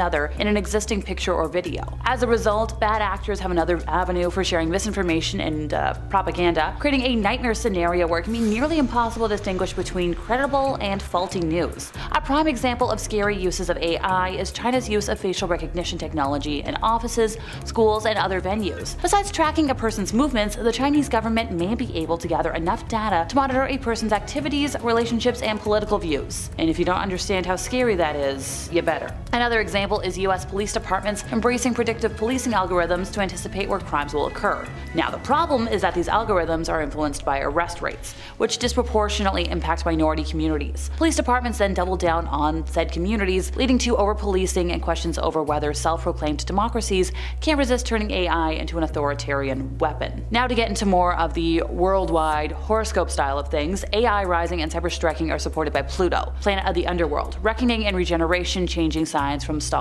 Capricorn to anything goes Aquarius here in 2024. Now, Aquarius is a sign of progress at all costs visionary, the revolutionary, the cult leader, and the inflexible idealist. Relative to reckoning, Pluto is where we reap what we have sown, and it tracks the investment we have made in the name of progress. AI, tech, and otherwise is kind of going to lead to our downfall or ultimately going obsolete. So en masse, Pluto in Aquarius equates to serious metamorphosis in systems, structures, and social hierarchies. Now, for reference, the last time Pluto drug his velvet cape through Aquarius was the late 18th century, ushering in both the American and French revolutions and the onset of the Industrial Revolution. We're cresting another point of no return, my dudes, a critical moment in our human evolution, and another tiptoe towards our collective apocalyptic death wish. Moving on from that, we got another scary one, bioweapons. Oh bother. Now, if you're not quite sure exactly what that encompasses, don't worry, I've gotcha. I'll go in depth. So biological warfare, also known as germ warfare, is the use of biological toxins or infectious agents such as bacteria, viruses, insects, and fungi with the intent to kill, harm, or incapacitate humans, animals, or plants as an act of war. Offensive biological warfare in intentional armed conflicts is a war crime, though, under the 1925 Geneva Protocol and several international humanitarian law treaties. To be a little more specific, the 1972 Biological Weapons Convention bans the development, production, acquisition, transfer, stockpiling, and use of biological weapons. Whereas, in contrast, defensive biological research for prophylactic, protective, or other peaceful purposes isn't prohibited by the BWC. So you can see that there's some loopholes here for countries to create bioweapons as long as they promise not to use them. Biological warfare is kind of different from warfare involving other types of weapons of mass destruction, including nuclear warfare, chemical warfare, radiological. None of these are considered conventional weapons, which are deployed primarily for their explosive, kinetic, or incendiary potential. Biological weapons may be employed in various ways to gain a strategic or tactical advantage over the enemy, either by threats or actual deployments. Like some chemical weapons, biological weapons may also be useful as area denial weapons. These agents may be lethal or non-lethal, and may be targeted against a single individual, a group of people, or even an entire population. They might be developed, acquired, stockpiled, or deployed by nation states or non-national groups, whereas in the latter case, if a nation state uses it, kind of quietly all hush-hush, yeah, that's bio.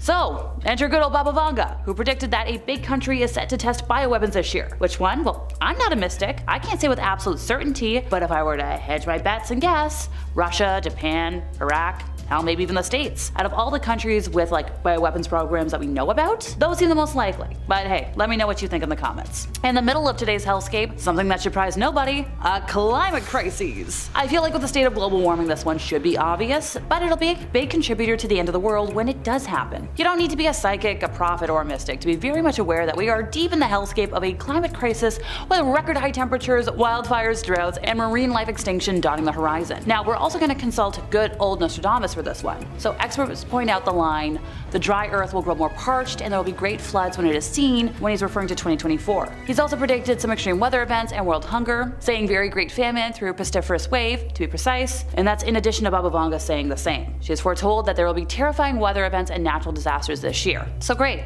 2 for the price of 1. If you're not scared at this point, try this prediction on for size. Terror attacks all over Europe. Baba Vanga really said, you know what, 2024, game over for the world, claiming that the number of attacks would increase all over Europe. And she wasn't alone. Once again, we're going to consult good old Nostradamus as backup here. A devastating nuclear explosion will cause climatic changes and significant depopulation in many European countries. Now, I've mentioned him a couple of times today, so if you don't know who Nostradamus was, he was a French doctor and astrologer. He contributed his knowledge during the plague, famous for his prophecies in which he anticipated the future of humanity until the end of the world. Most famously, he predicted the attack on Twin Towers. And for many centuries, right up until today, his prophecies are studied around the world and announce the events that are to come. Over the years, his predictions have often been associated with important events that have occurred in the world. So, a lot of folks, this one included, believe that Nostradamus has predicted the future and that his predictions have proven to be accurate. Which, that's kind of alarming given the current global situation. So, let's quote him again. For 40 years, the rainbow will not appear. For 40 years it will be seen every day, the dry earth will grow drier and great floods when it is seen. Now, this kind of worries me, especially since nuclear explosions have really changed the world in the past, and we're still in a world that's recovering from the last global epidemic. If we got like a nuclear war, that could yield unprecedented human death tolls and habitat destruction. Detonating large amounts of nuclear weapons would have an immediate short-term and long-term effects on the climate, potentially causing cold weather known as a nuclear winter. No thanks, I don't do well in -13. If I'm gonna give an example, let's go back to 1982 when Brian Martin estimated that a US-Soviet nuclear exchange would kill 400 to 450 million directly. So like that's the States, Europe, Russia, and maybe 700 million more because of follow-ups, explosives. A lot of scholars have predicted that a global thermonuclear war with Cold War era stockpiles, or even with the current smaller stockpiles, will lead to the end of it all. That's it. Human race wiped out.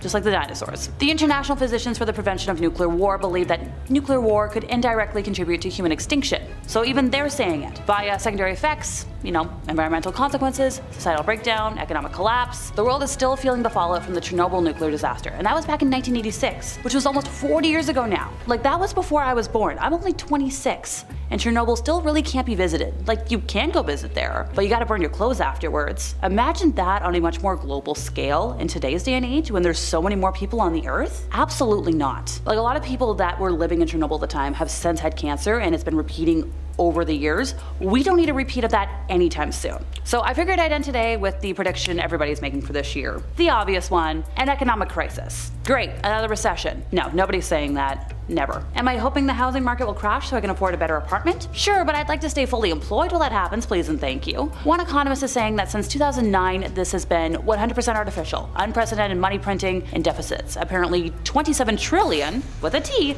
over 15 years to be exact. Now, according to him, this is off the charts. Totally artificial, which means we're in a dangerous state. Now, this man's name is Harry Dent, and he thinks 2024 is going to be the biggest single-year crash we'll see in our lifetimes. And if you lived through the late 2000s, I feel you shudder through the screen. He said some more, though.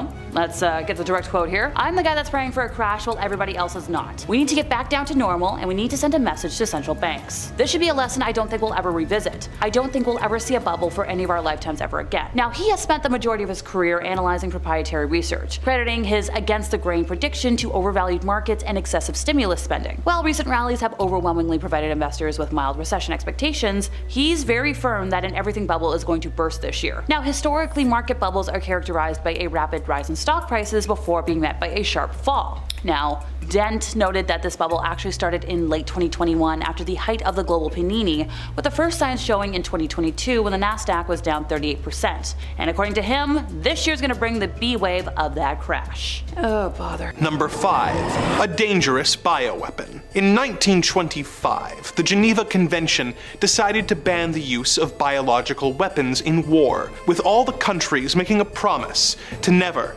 under any circumstances, develop, produce, stockpile, or otherwise acquire or retain microbial or other biological agents or toxins, whatever their origin or method of production, of types and in quantities that have no justification for prophylactic, protective, or other peaceful purposes. They also agreed not to develop weapons, equipment, or means of delivery designed to use such agents or toxins for hostile purposes or in armed combat. For the most part, the countries of the world have stuck to this agreement, other than some outliers such as the Soviet Union and Iraq. Unfortunately, one of Baba Vanga's predictions for 2023 says that a large country will begin testing a new bioweapon. She is sparse on the details, but if this is true, which of the large nations will be carrying out the test? Will it be Russia, the United States, China? Who? And what is the nature of this bioweapon? Does it contain lab-grown viruses that could wreak havoc on humanity? Or some other deadly mutagen that could permanently alter the DNA of its victims? Although she has had a few predictions that came true, Baba Vanga also said that World War III would begin in 2010, and that by 2016, Europe would become an empty wasteland. So, hopefully, this is one of the predictions that turns out not to be true, as the idea of chemical weapons being unleashed this year is simply too much for me to deal with, on top of everything else going on. Number 4. A solar storm. With all the rather dire predictions made by Baba Vanga, it could be tempting to call her a pessimist. One of her more devastating predictions for the year ahead is that we will experience what is known as a solar storm. A solar storm refers to phenomena taking place on the surface of the sun, such as coronal mass ejections or solar flares. If one of these coronal mass ejections were to reach Earth, it would cause a geomagnetic storm that would have horrible consequences for our technology-reliant world. This kind of storm has happened before on Earth in 1859, in what has since been called the Carrington Event. Due to the work of astronomer Richard Carrington, it resulted in telegraph networks being knocked out, as well as people who were operating the telegraph machines being electrocuted, and even some pretty nasty fires. But it would be much worse if it happened today. Imagine, if you will, a world where all of the technology that you take for granted was suddenly fried and unusable. Suddenly, internet access and records would be lost. Communication systems that we have come to rely on to keep our world running would become useless blocks of dead machinery. A world of darkness where chaos reigns and the financial markets are suddenly put into a dramatic tailspin that we could not even begin to reverse the effects of for years. Think of the chaos that took place relatively recently in Texas when the power grid went down, and imagine what would happen if that took place all over the world. The effect of this happening now could be no less than the total collapse of modern society. This is one of the most plausible predictions made by Baba Vanga, as some scientists say that since this kind of solar activity has happened before, we are overdue for it to happen again, and that it is not a matter of if, but rather a matter of when it happens. Considering the disastrous global consequences of one of these severe solar storms, let us hope that Baba Vanga is incorrect in her prediction that this will happen in 2023. Number 3. A series of viruses. Considering how ill-prepared we turned out to be for the last super virus that ravaged the world, the idea of more viruses in the future is somehow equal parts terrifying and exhausting. Baba Vanga actually predicts a few different viruses will come to light, but the soonest will not affect humans, though it is still disturbing. According to Baba Vanga, in 2023, birds will be subjected to a deadly virus that will transmit through both the air and contaminated water. It will spread incredibly fast, wiping out entire flocks in weeks and leaving many species of bird on the brink of extinction. Scientists will apparently scramble to try and find a cure for our avian friends, but the now common sight of a flock of birds flying through the air will become a distant memory. This doesn't directly affect humans, but considering how much chicken we as a species eat, this will be a tough loss if it comes to pass. Although that is the only virus predicted for this year, Baba Vanga has predicted that there will be a series of viruses over the coming decades, each one more serious than the last. The next virus Baba Vanga predicts will apparently take hold in 2088 and will be unlike anything we've ever seen. It won't cause humans to have trouble breathing or for their immune systems to be compromised, but will apparently cause people to age extremely rapidly, resulting in a young person in their 20s looking like a senior citizen within a few seconds. This virus will apparently be an issue for humanity for almost 10 years, when it is apparently exterminated in 2097. We will then apparently get a break from pandemics until the year 2256, when a rocket sent to explore the deepest parts of the cosmos will return to Earth carrying an intergalactic virus. Hopefully this virus won't be too intense, as a universal cure for all diseases isn't predicted until the year 4304, though by then Baba Vanga says that humans will no longer live on Earth, but on Mars. So, make of that what you will. Number 2, a change in the Earth's orbit. There's a lot of wonderful things to like about the planet Earth. Lush fields, flowing waters, and its orbit exactly where it should be, which is quite an underrated but fantastic trait of the big blue marble we call home. Baba Vanga made another worrying prediction about the state of the Earth for 2023. She predicted that somehow, something is going to knock Earth off of its orbit forever. The Earth's orbit has been altered before, but in this prediction, the alteration is going to be much more significant, causing much more widespread effects. Now, it should go without saying that something knocking Earth off of its orbit would be very bad. If Earth somehow was thrown off its orbit by some terrible force, it would wreak incalculable havoc. Countries would be thrown into cycles of days and nights that would not last for hours, but months at a time. Think of the damage that would cause. Unending daylight would lead to mass sleep deprivation, global anxiety, as well as incalculable damage to our flora and fauna and wildlife. Crops would be ravaged and burnt, leading to a global famine. Unending days would lead to temperatures doubling, melting the ice caps at an even faster rate than they already are. This would result in massively rising sea levels and the flooding of coastal cities. Unending night wouldn't be much better, as it would make things very cold, and plant life would have no way to achieve the necessary photosynthesis, resulting in crop failures and once again, countless deaths. Interestingly, this is a recognized phenomenon called a polar night, and there's a town in Norway that experiences something like this. In Tromsø, the sun doesn't rise from November to January. While this is fine for a Norwegian town, a polar night taking place in important farmland regions that are responsible for feeding massive portions of the population is a recipe for disaster, and that's not even mentioning how much easier that would make it for vampires to attack us. Number 1, an alien invasion. One of Baba Vanga's most surprising predictions for 2023 is that this is the year we will make contact with visitors from another world. Unfortunately for us, these visitors will apparently not be coming in peace. She says that aliens will attack the Earth, and that during their invasion, they will use technology in order to prevent us from using electricity for 3 days and 3 nights, and the Earth will be plunged into total darkness, with neither the moon or stars being visible. We've already gone over how reliant we are on technology in the solar storm entry, so imagine how difficult it would be for us to be suddenly thrown back to the Stone Age, and then have to try and fight an alien race who have extremely advanced technology, as well as a desire to kill us. Baba Vanga claims that this will not be the end of the species as a whole, and that 10,000 of us will survive. But considering that we currently have a planet-wide population of 7.8 billion people, 10,000 survivors indicates only a 1.28% survival rate, meaning that for all practical purposes, it would be the end of the world as we know it. Baba Vanga has predictions for humanity beyond this point,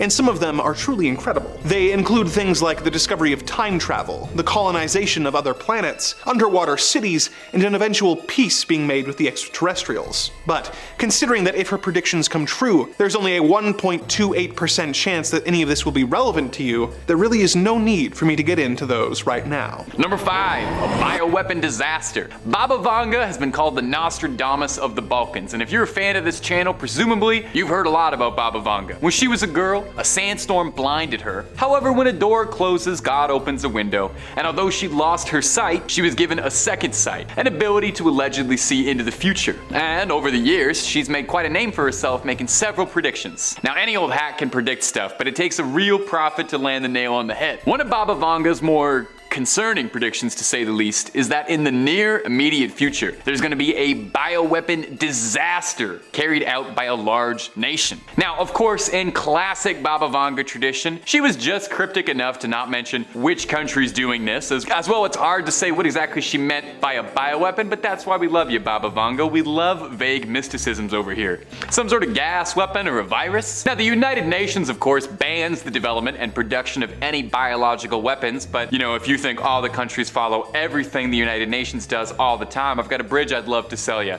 Anyway, if she was predicting accurately, this would have huge ramifications, not just for public safety, but also global politics. If it was a virus she's referring to, Vanga did make another prediction similarly in 2022 that a new virus would be uncovered and spread rapidly across the globe, as if we really need to do that one again. We just recently uncovered 33 new viruses in Siberia, and if you can wait just a couple minutes, you'll hear a lot more about that. Now, could there possibly be a connection between these retroviruses and her prediction of a bioweapon? I mean, of course there could be, but there could also not be. For all of our sakes, we sincerely hope maybe Baba Vanga was getting this one wrong. She's not right all the time. She predicted by 2017 that Europe would cease to exist, and as of this video, December 30th, 2022, Europe currently still exists. Can we get someone to check in on that just to make 100% sure? She also predicted that Barack Obama, the 44th president, would be the final president the United States ever saw. And unless she was making a complicated political commentary, there have been 2 more presidents since then, and there probably will be a few more afterwards. So she's not always right. But if you want a prediction that is right on the money 100% of the time, I predict that if you click through on Top 5 Scary, you're gonna find a video you like, you'll subscribe, and you'll get fresh scary content every single day. And I've got a feeling that I'm right. I know that psychics are fake because one told me I'd find love.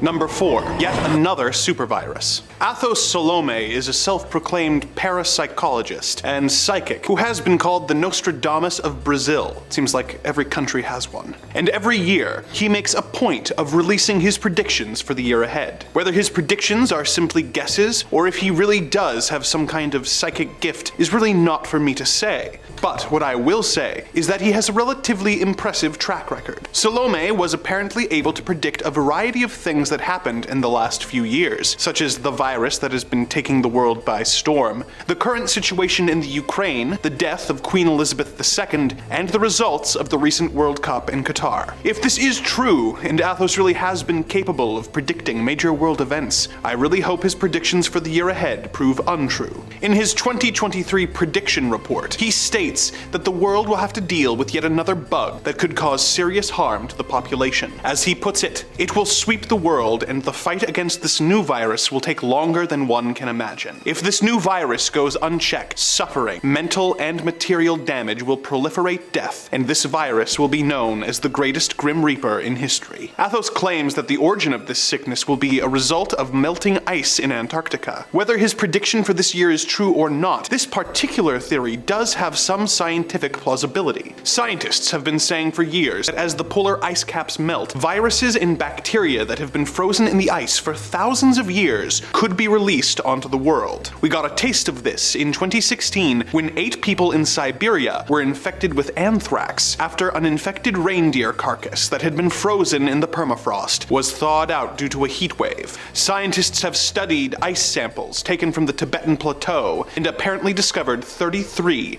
previously unknown viruses that have been frozen away for about 15,000 years. Hopefully, Athos is mistaken, and this won't be the year where a previously unknown virus thaws out from the ice and drives the world into pandemonium once again. Number 3, Leave that in the video, please. And number 3, a shift in Earth's orbit. You know, there's a lot of really good things to like about the Earth. Lush fields, flowing water, the Fast and Furious franchise, and it orbits exactly where it should. It's a fantastic trait of our big blue marble. Well, Baba Vanga, always in my mind and always in my heart, made another worrying prediction about the state of the Earth in the near future, where she predicted that somehow, some way, something is going to knock Earth off of its orbit. Now, I feel like I don't need to explain too much why something knocking Earth off of its orbit would be pretty bad, mostly because I'm not a scientist, I don't really know the big details. Everything we're doing on this planet works the way it does, due in no small part to everything fitting in just the right place. But let's get into it for just a second. If Earth was somehow thrown off by its orbit by some incomprehensible cosmic Galactus level force, it would wreak incalculable havoc. Countries would be thrown into cycles of month-long days or nights, you know, which might sound nice at first, you know. Imagine you had the most beautiful day of the year lasting 3 months, except then you think of the damage it would cause. Unending daylight would lead to mass sleep deprivation, global anxiety, and it's not to mention what it would do to our flora, fauna, and wildlife. Crops would be ravaged, burnt, leading to a global famine. As well, unending days would lead to temperatures doubling, melting the ice caps even worse than they already are, rising sea levels and flooding coastal cities. We're not even talking about the parts of the globe that would be sent into like a long night. Could you imagine a 3-month-long night? For immediate starters, that would mean vampires and like cats, I guess, would be the only ones thriving. Huge for the Fang community. Interestingly though, this actually is a recognized phenomenon called a polar night. And it's a town in Norway that actually experiences something like this in Tromsø. The sun doesn't rise from November to January, and paradoxically, they don't seem to experience seasonal affective disorder at all and seem pretty fine with it. So add Norwegians alongside vampires and cats as the folks who would be fine with this. Sadly, as I am not one of those 3 groups, I probably would have an issue with it. So I'm gonna hope, just for my own sake, that this is another prediction of Baba's that isn't quite on the money. Number 2, solar storms. With all the rather dire predictions made by Baba Vanga for the upcoming year, it could be tempting to call her a pessimist. One of her more devastating predictions for the year ahead is that we will experience what is known as a solar storm. A solar storm refers to phenomena taking place on the surface of the sun, such as coronal mass ejections or solar flares. If one of these coronal mass ejections were to reach Earth, it would cause a geomagnetic storm. This kind of storm has happened before on Earth in 1859, in what has since been called the Carrington event, due to the work of astronomer Richard Carrington. It resulted in telegraph networks being knocked out, as well as people using electronics being electrocuted, and even some pretty nasty fires. But it would be much worse if it happened today. Imagine, if you will, a world where all of the technology you take for granted was suddenly fried and unusable. Suddenly, internet access and records would be lost. Communication systems that we have come to rely on, keep our world running, would become useless blocks of dead machinery. A world of darkness where chaos reigns, and the financial markets are suddenly put into a dramatic tailspin that we could not even begin to reverse the effects of for years. Think of the chaos that took place relatively recently in Texas when the power grid went down, and imagine what would happen if that took place all over the world. Considering the disastrous global consequences of one of these severe solar storms, let us hope that Baba Vanga is incorrect in her prediction that this will happen in the upcoming year.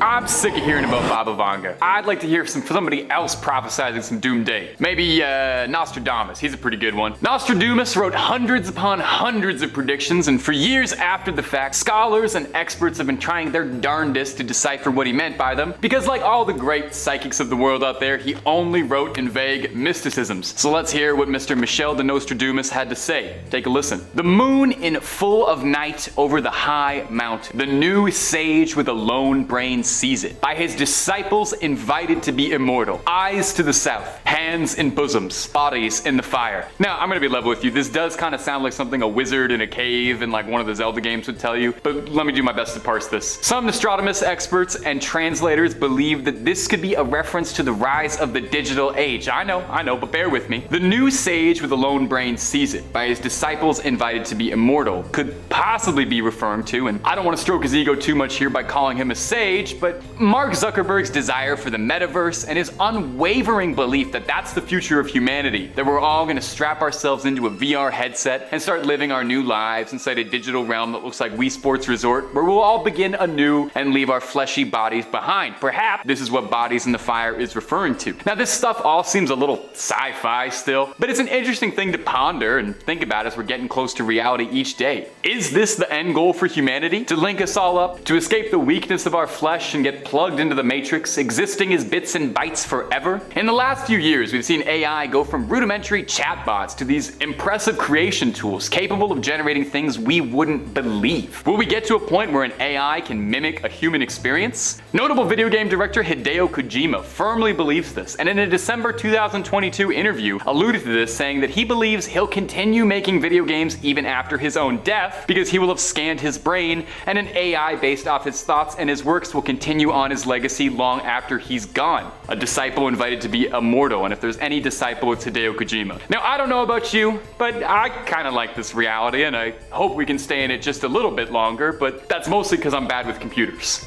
In 5th place, we have the threats of pestilence. To quote directly from Matthew 24, "And there shall be pestilences." I think I speak for all of us on Earth when I wonder if we've already started to go through with that promise. The last 3 years have been so greatly affected by plague and illness, and I'm not quite sure we will ever have a definite end, which was almost scary enough to put this higher up on my list. Thankfully, with being able to protect so many against the current illness and reopening the world, this isn't the great illness we need to fear. Biblical judgments through disease are said to be supernatural in origin. For example, when God sent boils to Egypt, they broke out instantly on humans and animals throughout the land. The pestilence of Revelation will come from one of the 4 horsemen of the apocalypse. Everything the world has gone through in the last few years was natural, not supernatural. God did not cause this virus or the panini it created. Secondly, biblical judgments are against specific sins and sinners. From Pharaoh's obstinacy to Herod's prideful idolatry, divine judgments of the past and future come to those who refuse his word and will. Throughout scripture and history, God deals with us as gently as he can or as harshly as he must. It has been preached that no specific sins cause this virus, nor are those who are afflicted with it more sinful than the rest of us. God is, quote, said to love the elderly and those with pre-existing conditions just as much as he loves the young and the healthy. I worry what could happen in the future that could be worse. Mentally, you do not want to see me cooped up again for another year. And as much as I love a good Sleepy Hollow marathon, I don't need to see a horseman of the apocalypse in person. In 4th place, we have the promises of hate. Once again from the book of Matthew, many will be offended and betray each other. Similar to my last point, I worry this prediction may already be beginning to show in today's society. With the news that comes across my feed every day, I worry for the world as we know it. According to the Bible, where there is conflict, there is the potential for hate, which leads to discord, disharmony, malice, and anger. Hate is a motivator for wicked behavior, and the Bible helps identify hate by showing how indulging in it leads to certain outcomes. Hate is not just an emotion, but a state of being that involves choices, behaviors, and thoughts. It separates people rather than bringing them together, because the one hating sets themselves away from another. Hate is intimately tied in with death, and it is said that someone harboring hate is killing their brother in their heart. When this hate is acted upon, it leads to death. Sometimes that is spiritual or relational, but unfortunately it can also be the ending of the life of another. Hate is dangerous because when taken to its logical conclusion, it is the desire to eliminate the humanity of another. I'd like to hope that we as a society can heal from the hatred in our hearts, avoiding this prediction from coming true. In 3rd place, we have the prediction of crazy earthquakes. Quoting again from, take a wild guess here. Did you guess the book of Matthew? You're brilliant! The Bible mentions earthquakes in a prophecy that Jesus gave, his words being recorded as follows. Nation will rise against nation, and kingdom against kingdom, and there will be food shortages and earthquakes in one place after another. Jesus thus foretold that great earthquakes would occur in one place after another at a time when wars, food shortages, and pestilences would also be taking place. Together, these events identify a period in human history known as the conclusion of the system of things, or the last days. Kind of like a puzzle coming together, the 3 predictions I've listed so far tend to all come hand in hand. The National Earthquake Information Center now locates about 20,000 earthquakes around the globe each year, or approximately 55 per day. As a result of the improvements in communications and the increased interest in natural disasters, the public now learns about earthquakes more quickly than ever before. According to long-term records that date back to 1900, we expect about 16 major earthquakes in any given year. That includes 15 earthquakes in the magnitude 7 range and 1 earthquake of a magnitude, say, 8.0 or greater. In the past 40 to 50 years, our records show that we have exceeded the long-term average number of major earthquakes about a dozen times. So far, the year with the largest total was 2010, with 23 major earthquakes, the definition of which being 7.0 in magnitude or greater. In other years, the total was well below the annual long-term average of 16 major earthquakes. For example, 1988 had only 7 major earthquakes, and 1989 having 6. Knowing how much devastation a minor earthquake can cause though, never mind a large one, I'd like to not witness this prediction come to fruition. Thanks. In second place, we have the second coming of Christ, otherwise known as the rapture. Many different religions have predicted this ever since it was said that Jesus ascended to heaven thousands of years ago. The Catholic Church believes at the moment of Jesus' arrival, 3 events will happen immediately. The living will pass, the universe will be transfigured, and the dead will be resurrected, judged, and recompensed. After this single instant or moment, the Church does not know what will happen for the rest of eternity. Only that final and eternal judgment by God of the people in every nation will result in the glorification of some and the punishment of others. Personally, this sounds like a nightmare. A single source of instantaneous judgment deciding everyone's fate? Only a single God knowing what day and when this is going to happen? Yeah, once again, hard pass. Also, while the return of a savior may sound good in theory, I'd like to bring up another view on it. How many of y'all enjoy a zombie movie? Yeah, me too. Now, remind me, how do those start? With someone returning from the dead. I'm sure you catch my drift here. Adding on to the plague spot from earlier, just imagine what someone who passed away 2,000 years ago could bring back with them. We also have no clue if other spirits could return with Jesus. As history has shown, troublesome spirits and demonic powers have ways of getting what they want by attaching themselves to innocent beings, or posing as such to trick us. Once again, as much as I love discussing demonic powers that have made their way to Earth, I highly disapprove of anything that could attract them here. I'm begging you here, for the love of all things in the world, leave the gosh dang Ouija board on the shelf at the store. Please. Finally, we have my personal favorite, the Antichrist. Remember a minute ago when I talked about things that could take Jesus' place by posing as him? Yeah, time to elaborate on that front. The technical definition of the Antichrist refers to people prophesied by the Bible to oppose Jesus and substitute themselves in Christ's place before the second coming. The term Antichrist is found 4 times in the New Testament, solely in the first and second epistle of John. The Antichrist is announced as the one who denies the Father and Son. Now look, I don't really believe in a singular male god myself, which I'm sure total shocker to all of y'all, but I don't think that alone would make me or anyone else with similar beliefs the Antichrist. So I'll elaborate more if you don't click off right now. Yes, pay attention. The Antichrist would be the polar opposite and ultimate enemy of Christ. According to Christian tradition, he will reign terribly in the period prior to the Last Judgment. The Last Judgment being the day that Jesus returns to either save or, condemn us, depending on where you fall under his and God's mortal compass. The term Antichrist first appeared in the letters of John. I know, not Matthew's for once. And the fully developed story of the Antichrist's life and reign is found in medieval texts. The revelation to John refers to this figure as the beast from the abyss and the beast from the sea. In the most sustained account of his appearance, he is called the man of sin and son of perdition. He will come at a time of a general apostasy, lack of faith, deceive people with signs and wonders, sit in the temple of God, and claim to be God himself. Finally, he will be defeated by Jesus, who will destroy him by the spirit of his mouth and the brightness of his coming. I guess I'll make a note to keep a pair of sunglasses in my purse from here on out. In terms of direct comparison, with Jesus being born of a virgin by means of immaculate conception by the Holy Spirit, the Antichrist will be born of a lady of the night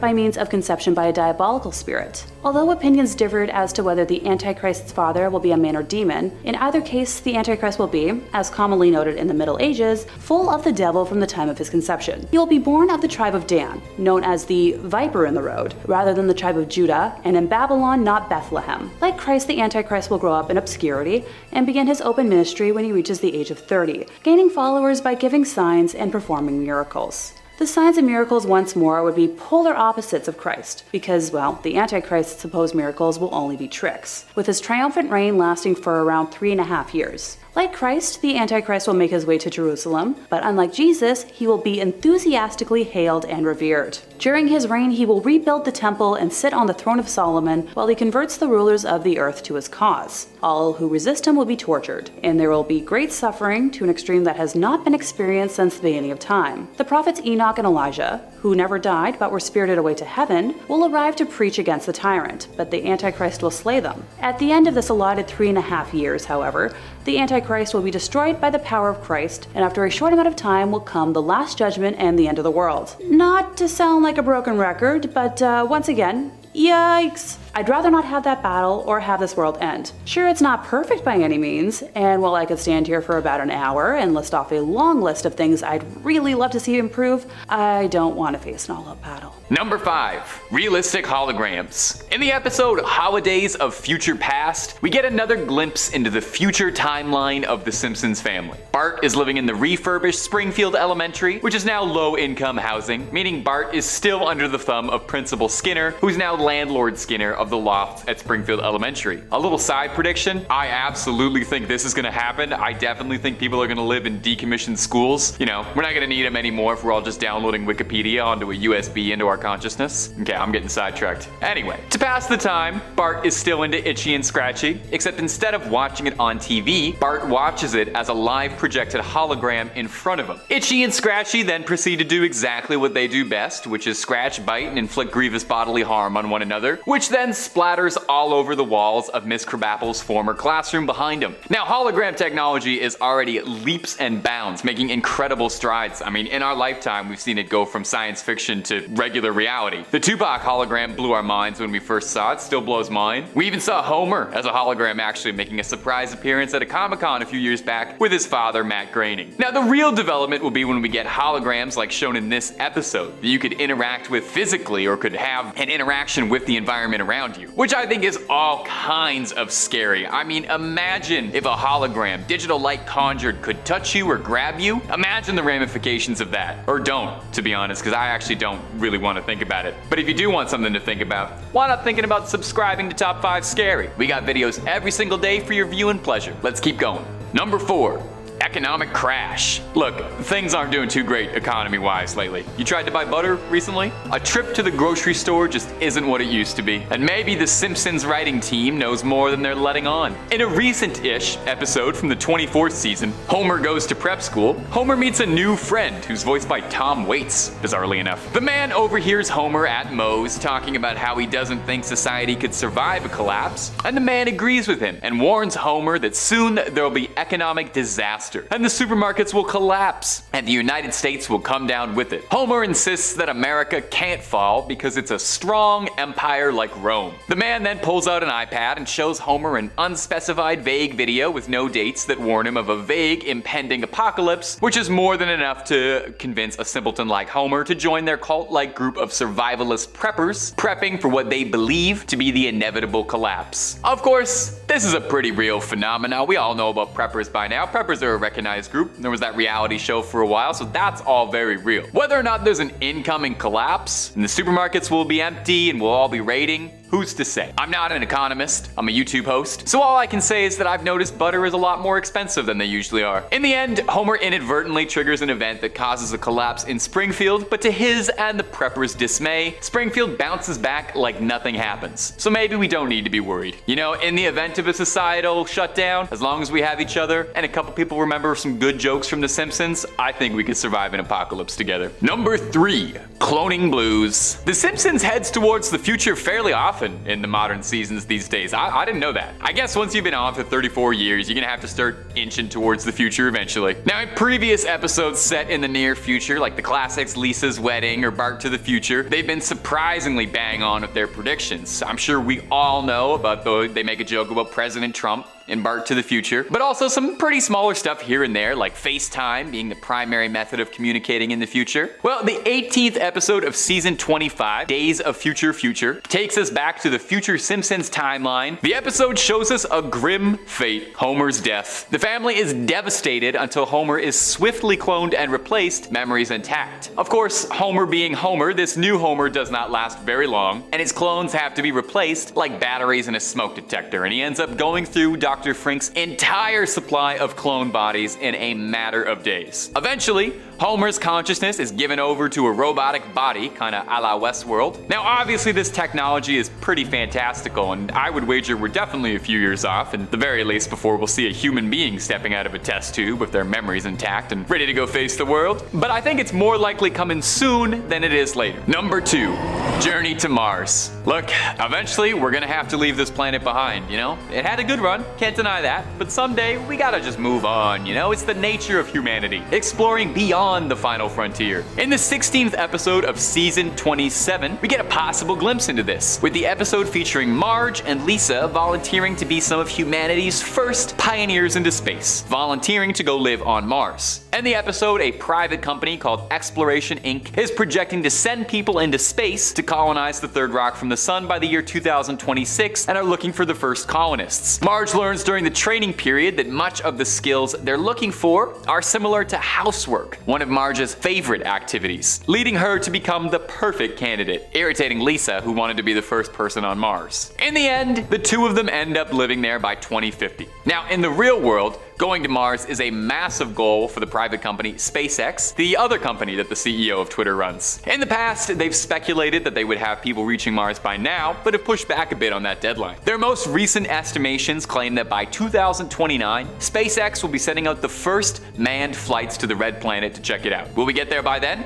Honestly, I can see it happening. I think that's another one where we're inching closer with each passing day. The only question now is who will get there first, us or the Simpsons in 2026? That's the deadline we've got to meet or beat. And number 1, zombies. This one honestly came up a lot more than I think it would as I was looking for Simpsons predictions. Somebody in the writer's room has a very firm belief that this is how society is going to end. Now, it could just be because The Walking Dead has been really popular for the last 10 years and we as a people love zombies in our pop culture, but it shows up enough times in Simpsons future episodes that I thought it was worth noting. It's worth noting in 2 different episodes on this list even, you know, the ones that give us a look into the Simpsons canon, they both reference a zombie apocalypse. In the ending of Homer Goes to Prep School, after Homer sees that society would survive a collapse, at the end of the episode we see a shot of a meteor with zombies coming to Springfield. In fact, it's almost lightly implied that in the Simpsons universe there was kind of a low-grade zombie apocalypse, because then in the episode Days of Future Future, zombies seem to be just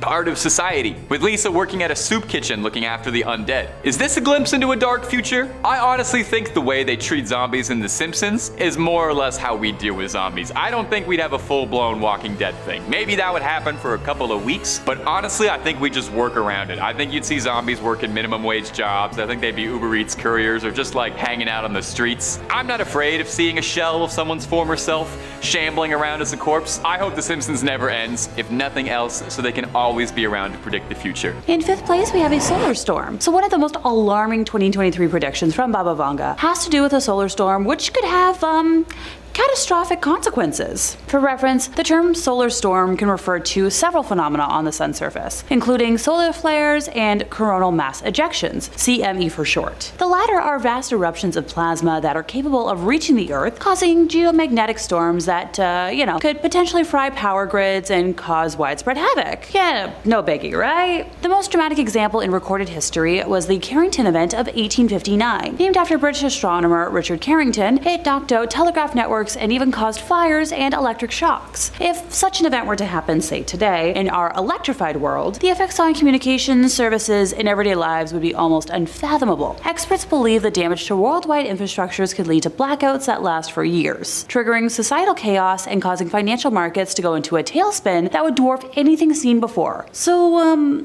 I sorta kinda hate to say it, but this prediction is kind of already coming true. Based on observations made by Dr. Erica Palmario, a research specialist who specializes in, this sort of thing, there is a magnetic filament near the equator of the sun that is currently bustling with a huge amount of magnetic field lines. This means that it can soon erupt and send another wave of solar storm towards our planet. Presence of such powerful streamers is an indication of the increased solar activity, which was not predicted by many forecasters for solar cycle 25, so the current solar cycle. If this streamer goes out, it will release a huge amount of radiation and magnetic energy that can disrupt shortwave radio communication on Earth and, cause a dangerous solar storm. We've already had 2 severe geomagnetic storms this year, the most recent being on April 21st when a CME erupted from the sun, spewing out a burst of plasma that raced towards Earth at nearly 2 million miles per hour. In 4th place, we have a bioweapon atrocity. Because if scary solar stuff didn't scare anyone enough, bioweapons should do the trick. Yep, Baba Vanga had a vision of bioweapons tests being carried out by a big country in 2023. This is easily one of the more disturbing predictions ever provided by the prophetess. It also seems relevant to the current, heated geopolitical context. So this had me wondering, technically what all falls under the range of, bioweapons? Might as well prepare for the worst. So biological and toxin weapons are either microorganisms like virus, bacteria, or fungi, or toxic substances produced by living organisms that are produced and released deliberately to cause disease and death in humans, animals, or plants. Biological agents like anthrax, botulinum toxin, and plague can pose a difficult public health challenge, causing, large numbers of deaths in a short amount of time. Biological agents which are capable of secondary transmission can lead to epidemics, but I feel like we all already knew that thanks to recent history. An attack involving a biological agent may mimic a natural event, which may complicate the public health assessment and response. High-threat pathogen laboratories can be targeted, which might lead to serious public health consequences. Biological weapons form a subset of a larger class of weapons, sometimes referred to as unconventional weapons, or weapons of mass destruction, which also includes, chemical, nuclear, and radiological weapons. It's impossible to know what nation Baba Vanga had in mind, and it's unclear what the extent of such experiments might be. Could it involve, stockpiled viruses?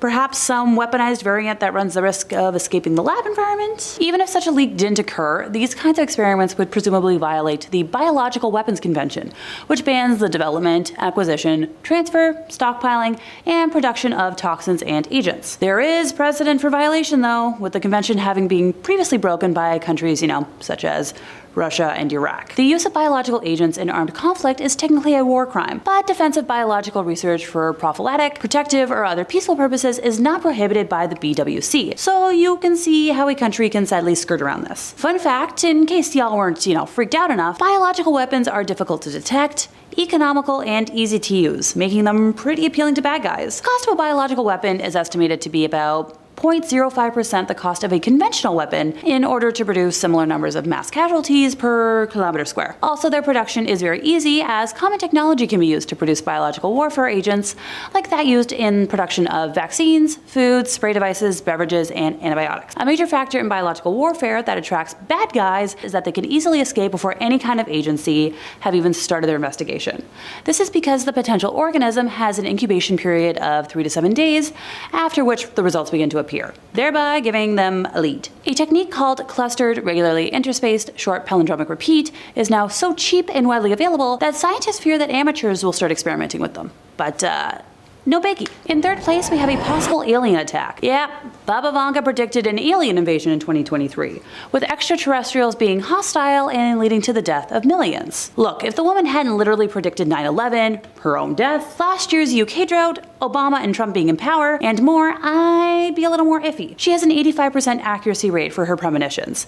I could and haw over this all day if I'm being quite honest with you folks. On one hand, I definitely believe that aliens and UFOs are out there. There is way too much evidence to prove otherwise, and I've reported as such many times over here. But on the other hand, I don't want to believe that a hostile invasion will happen this year. I'm guessing maybe if a bioweapon comes into existence and we take off whatever is monitoring our planet, it can make sense. Or, they don't like how we're functioning as a world, which, the world's kind of a mess, but make sure to let me know down in the comments what you think. In second place, we have a possible change in the Earth's orbit. Could the path that Earth takes around the sun alter in 2023? So this is a particularly intriguing prophecy, and one that would have ramifications for everyone. Sure, yeah, it's one of the more far-fetched ones on today's list, but still equally as terrifying. Our planet travels 584 million miles around the sun every year, an epic voyage that is shaped like an oval rather than, like a perfect circle. The precise shape of the oval is influenced by other planets' gravitational forces, meaning the Earth's orbit can and does shift. However, such changes usually take place across many thousands of years. The effects of even, subtle, slow changes can be severe. For example, it's been theorized that an orbital shift contributed to the Paleocene-Eocene thermal maximum, a period of intense global warming that took place almost 56 million years ago. If a radical shift occurred over the course of a single year, for whatever reason, the effects would be apocalyptic. There might be soaring temperatures and radiation levels with terrible environmental consequences. And that's putting aside the possibility that the orbital shift hinted at by Baba Vanga might be caused by an asteroid impact, which could very well be, like an extinction level event. Look, I love dinosaurs as much as the next person, but I don't really want to repeat their history. Also, I do not do well in extreme heat. At all. In first place, we have human birth in laboratories. Yep, the mystic lady predicted that human babies would be born in labs where their physical appearance and character could be controlled, completely altering the process of birth. Look, I can hear the doubters trying to laugh me off the internet right now. But pause, give me a second before you jump into the comment section. In December of last year, a new conceptual facility named Ectolife made some major waves in the news.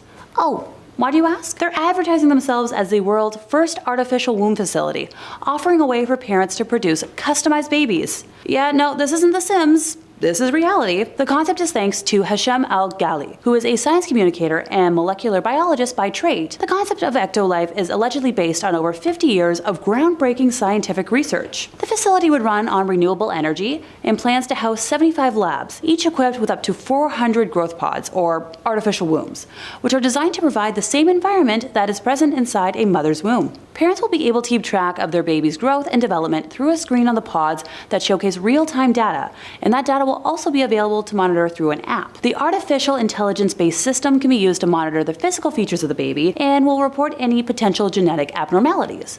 During the time of delivery, the baby can be removed from the pod with the push of a button. Now, the creator believes that the artificial womb facilities could become a reality in 10 years or so if ethical restrictions are removed, claiming that every feature mentioned in the concept is 100% science-based and has already been achieved by scientists and engineers. If that isn't good enough, he's also promising an elite package that would allow people to genetically engineer the embryo before implanting it into the artificial womb. This is all starting to get a little too sci-fi horror for my liking. Parents will be able to select their baby's level of intelligence, height, hair, eye color, physical strength, and skin tone. Oh, and somehow it will also let parents fix any inherited genetic diseases. And as someone with ADHD, I'd like to know the further definition of that term, thanks. Ectolife's goal is to provide an option for parents to have children without going through pregnancy or even conception. The creator claims the artificial womb facility could help countries facing the problem of a declining population, such as Japan, Bulgaria, and South Korea, among others. It will also aim to facilitate infertile couples to become parents of their own biological offspring. Before my eyes roll out of my head, some folks who consider themselves experts have been consulted in this and claim the technology is not that far-fetched and could become a reality in the future. Andrew Shannon, a professional expert, has said that from a theoretical standpoint, it's possible and just a matter of providing a correct environment with fuel and oxygen, and he thinks that the technologies are there to be able to achieve that. He's mentioned that there are a lot of examples where babies come out of the womb extremely early and are very well looked after in incubators, which he compared to this, alleged technology. Did you know that the renowned prophetess Baba Vanga foretold the arrival of an asteroid named Amua Mua? She believed that this extraterrestrial object, which breezed past Earth in 2017, was a probe sent by alien life forms in search of intelligent life on our planet. Intriguingly, this theory echoes the thoughts of several scientists, including Harvard University's A.V. Loeb, who initially proposed that Amua Mua might be an extraterrestrial spacecraft. Before her passing, Vanga foretold a dramatic scenario set to unfold. According to her, extraterrestrial beings would orchestrate an invasion of Earth. This event, she claimed, would be heralded by the arrival of an asteroid, a celestial harbinger sent to probe our planet for signs of life. This all becomes a little unsettling when we think of the accurate predictions of Amua Mua, and the plot only thickens when we realize her vision painted a grim picture of the intentions behind this this extraterrestrial visit. Venga asserted that the alien forces would not arrive with peaceful intentions. Instead, she predicted a hostile encounter, stating, quote, "Alien ships will attack the Earth and they will bomb cities and take people prisoner." Such a stark prophecy resonates with the themes of classic science fiction, evoking images of interstellar conflict and humanity's struggle for survival. Venga's reputation as a seer was bolstered by her history of ostensibly accurate predictions concerning significant global events. Venga's believers continue to credit her with other accurate foretellings, such as the Chernobyl disaster, India's independence, and the breakup of Yugoslavia. Next up, we have this person who calls himself a time traveler and who has been sounding the alarm about an impending alien invasion. And guess what?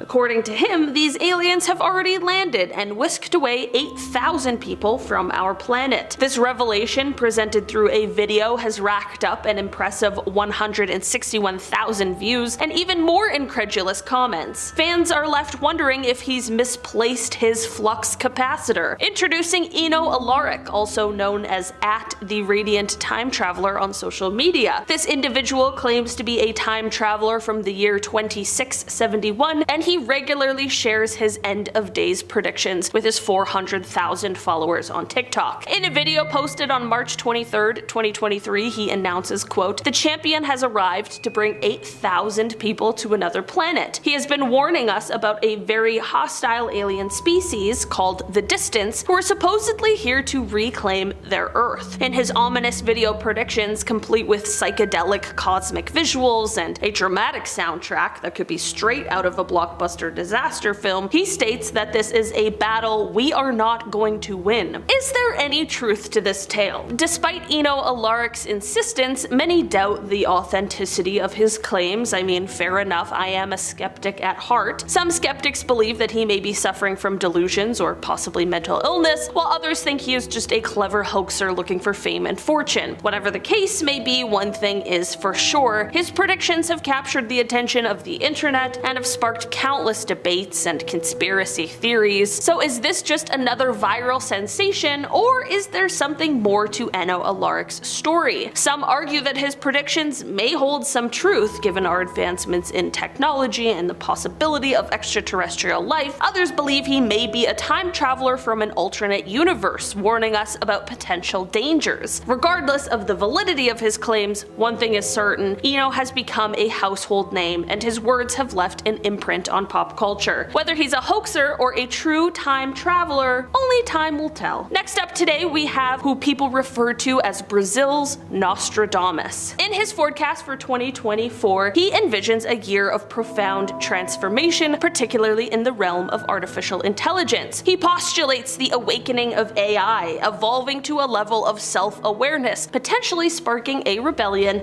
led by the machines. I'm sure my ChatGPT has some things it would like to say to me. A self-professed seer, he also foresees an extraordinary event for humankind: the first contact with extraterrestrial life. But fear not, according to him, this won't be a harrowing alien invasion. Instead, he predicts that a sophisticated network of telescopes will intercept encrypted signals, forming the basis of our communication with these otherworldly beings. In fact, Salome believes that this first contact will be of a peaceful nature, initiating a time of great technological advancements and deeper understanding of the universe. In fact, Salome predicts that it will be a moment of great wonder and curiosity as we will reach out to the stars and discover that we are in fact not alone in this vast, giant universe. He believes that this encounter will bring about a new era of scientific advancement and just a general understanding of our place in the cosmos. The predictions of 2024, as foreseen by Salome, are truly compelling to say the least. His forecast of a peaceful first contact with extraterrestrial life, rather than a frightful alien invasion, could change the course of human history. His theory is not something that major space agencies such as NASA can just casually dismiss. With advancements in technology and our increasing ability to explore the cosmos, the idea of intercepting encrypted signals from otherworldly beings is becoming less science fiction and more a plausible reality. This could usher in a groundbreaking era of cosmic understanding and unprecedented technological progress, and Salome's predictions, if proven true, would redefine our understanding of life beyond Earth, opening myriad of possibilities for interstellar communication and even collaboration. As we start off 2024, it is truly exciting to contemplate the potential for these extraordinary events and their impact on our world. The future is full of endless possibilities, and we can only wait and see what 2024 has in store for us. Next up, we are diving into the world of the renowned Israeli-British magician, psychic, and illusionist Uri Geller, who firmly believes that an alien invasion is imminent. Geller, famous for his spoon-bending trick, made an intriguing revelation on Instagram. He shared, quote, "A group scanning the universe's radio waves has detected something peculiar. A unique entity is releasing huge energy bursts thrice an hour, unlike anything previously observed by astronomers. I'm convinced this is linked to an extraterrestrial intelligence vastly superior to ours. We need to start decoding their signals. They're gearing us up for a significant collective landing soon." Geller had previously forecasted that aliens will be initiating contact with us, stating, "Their landing spot could likely be the White House lawn or something similar. Our sci-fi movies about alien interactions will turn into a reality. I don't believe it will take hundreds or even thousands of years. If I had to make a reasonable, logical prediction, I'd say it's going to happen in 60 to 75 years. Uri Geller's claims have sparked a lot of debate and skepticism, with many dismissing his predictions as mere speculation. However, Geller firmly stands by his beliefs and has even offered to assist in decoding any potential signals from extraterrestrials. Interestingly, Geller is not the first person to claim that an alien invasion is on the horizon. Many renowned scientists and researchers have also speculated about the possibility of alien life and the potential for contact with advanced civilizations. One of the most famous examples is the Drake equation, created by American astronomer Frank Drake. The equation attempts to estimate the number of active communicative extraterrestrial civilizations in our galaxy. While the exact answer remains unknown, it suggests that there could be a significant number of advanced civilizations out there. Recent advancements in technology have also increased our ability to search for and potentially communicate with extraterrestrial life. I'm looking at you, James Webb Telescope. What's out there? You're showing us photos of the galaxy from the distant ancient past. It's crazy. Another example is the Search for Extraterrestrial Intelligence program, which uses radio telescopes to scan the skies for any potential signals from another planet. If the aliens are out there, call us. We just want to talk. I have at least 3 questions. And finally, rounding out our list today, we have the predictions of Nick Pope, a former UFO investigator for the UK's Ministry of Defence and now a British freelance journalist. He has made some intriguing comments about alien life. In an episode of Blaze TV's Indistinguishable from Magic, he made a striking statement. Quote, "Should we come across aliens, or if they discover us, it would completely transform our world." He recalls attending a pair of meetings at the Royal Society in London, where the implications of extraterrestrial existence were the main topic. He posed an interesting question. Quote, "If we encounter alien life, and it's more than just receiving signals or discovering alien microbes, will they be friendly, like the beloved ET, or more like the hostile aliens from Independence Day, seeking our destruction?" He noted that opinions were divided at the Royal Society on this issue. Citing another professor's words, Pope concluded with a stark warning. Quote, "If we get a call from Cosmos, think twice before answering." He expressed his concern that it might already be too late, as our civilization has been detectable for decades via our television and radio signals reaching space. This implies that any alien civilization with the capacity to pose a threat to us is likely already aware of our existence. Nick Pope also discussed the ethical considerations surrounding potential contact with extraterrestrial life. He believes that any advanced alien species should be respected and treated as equals rather than potentially exploited for their advanced technology. This raises questions about whether humanity is ready for such a significant encounter and whether we have the maturity to handle it responsibly. We don't. Spoiler alert, there's no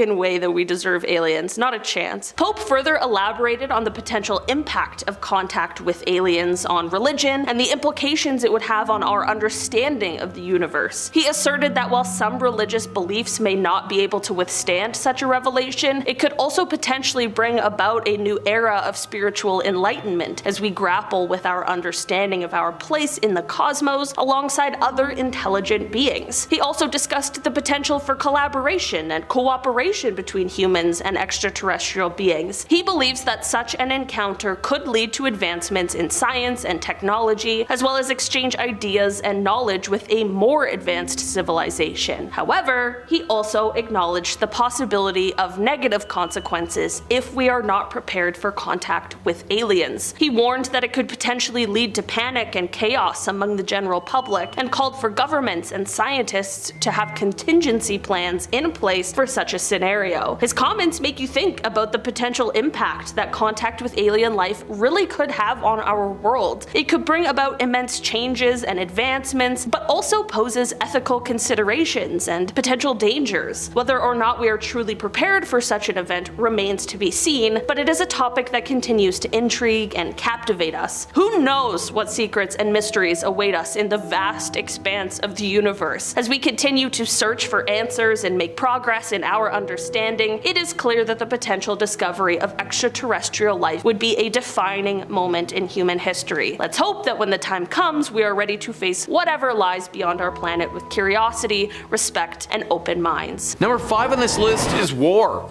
So this one's pretty general, but the Bible definitely touched on it quite a bit, so it feels fair to include it. Now, war arose in heaven, Michael and his angels fighting against the dragon. And the dragon and his angels fought back, but he was defeated, and there was no longer any place for them in heaven. And the great dragon was thrown down, that ancient serpent who is called the devil and Satan, the deceiver of the whole world. He was thrown down to earth, and his angels were thrown down with him. And I heard a loud voice in heaven saying, "Now the salvation and the power and the kingdom of our God and the authority of his Christ have come, for the accuser of our brothers has been thrown down, who accuses them day and night before our God. And they have conquered him by the blood of the Lamb and by the word of their testimony, for they loved not their lives even until death." Whew! What a mouthful, guys, but that is just one passage discussing war, but frankly, there are just so many of them. Sometimes they talk about specific wars being fought between certain groups, but a lot of the time it's just war in general. Sometimes it even discusses how God will be with you when you go to war, which is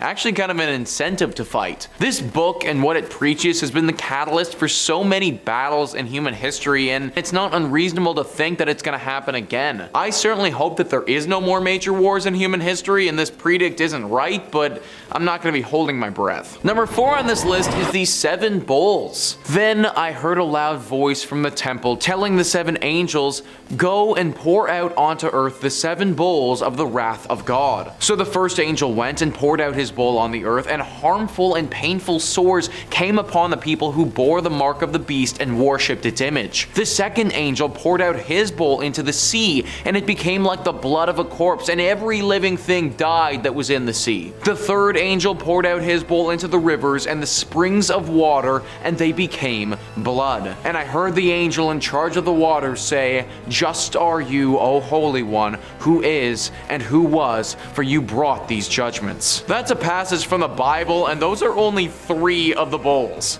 There are literally 4 more of these things that get even worse. The 4th one causes the sun to burn people. The 5th one covers the world in darkness and has people bite their tongues off. The 6th one dries up a massive river, and the 7th one causes huge earthquakes. So not really the best of times if you ask me. Now let's be real, folks. Are all of these things gonna happen all at once? Probably not.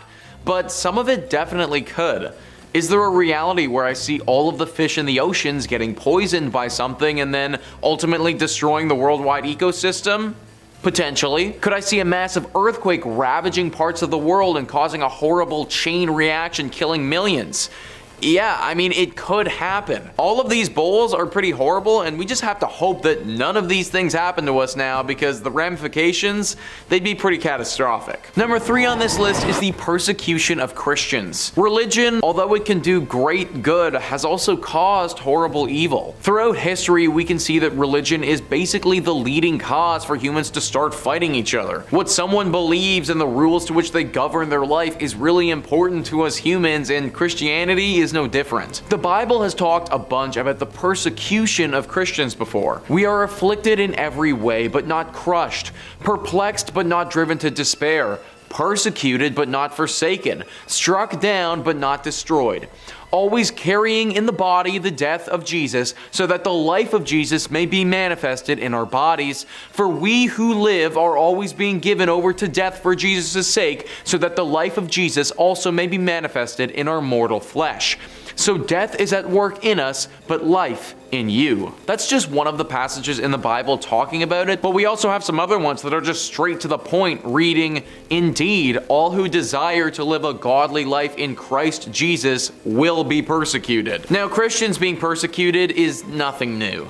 This is a prediction that's actually already come to fruition many times over. Like I said before, religion has started many wars in the past, and the persecution of Christians has certainly been a reason for a couple of them. It's possible that this isn't actually done though. I'd like to believe that the world is getting to a place where one can believe what they choose to believe, and that's fine for them, but the fact of the matter is we just simply aren't there yet. There has always been and continues to be the persecution of not just Christians, but tons of groups with all different beliefs. It's sad to say, but this might not be over yet, and this prediction may continue to be proven correct. Number 2 on this list is famine. For probably most of the people watching this video, famine, or the thought of going hungry, most likely isn't that close to you. However, there are still millions of people in the world that suffer greatly from famine and die from it all the time. There will be great earthquakes, and in various places, famine and pestilences. And there will be terrors and great signs from heaven. Famine is mentioned a lot in the Bible, and I think it was probably a sign of the times. We have to remember that when the Bible was written, the world was not nearly as advanced as it is today.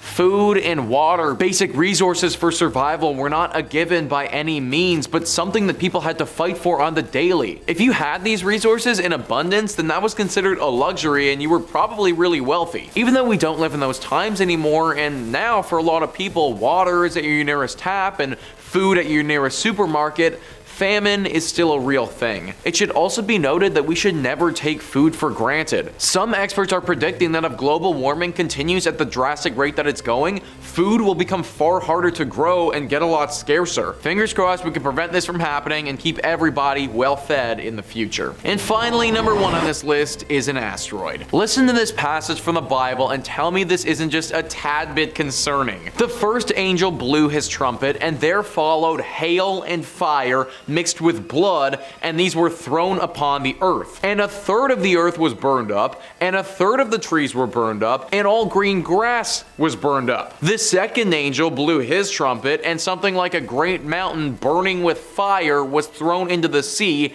and a third of the sea became blood. A third of the living creatures in the sea died, and a third of the ships were destroyed. The third angel blew his trumpet, and a great star fell from heaven, blazing like a torch, and it fell on a third of the rivers and on the springs of water. The name of the star is Wormwood.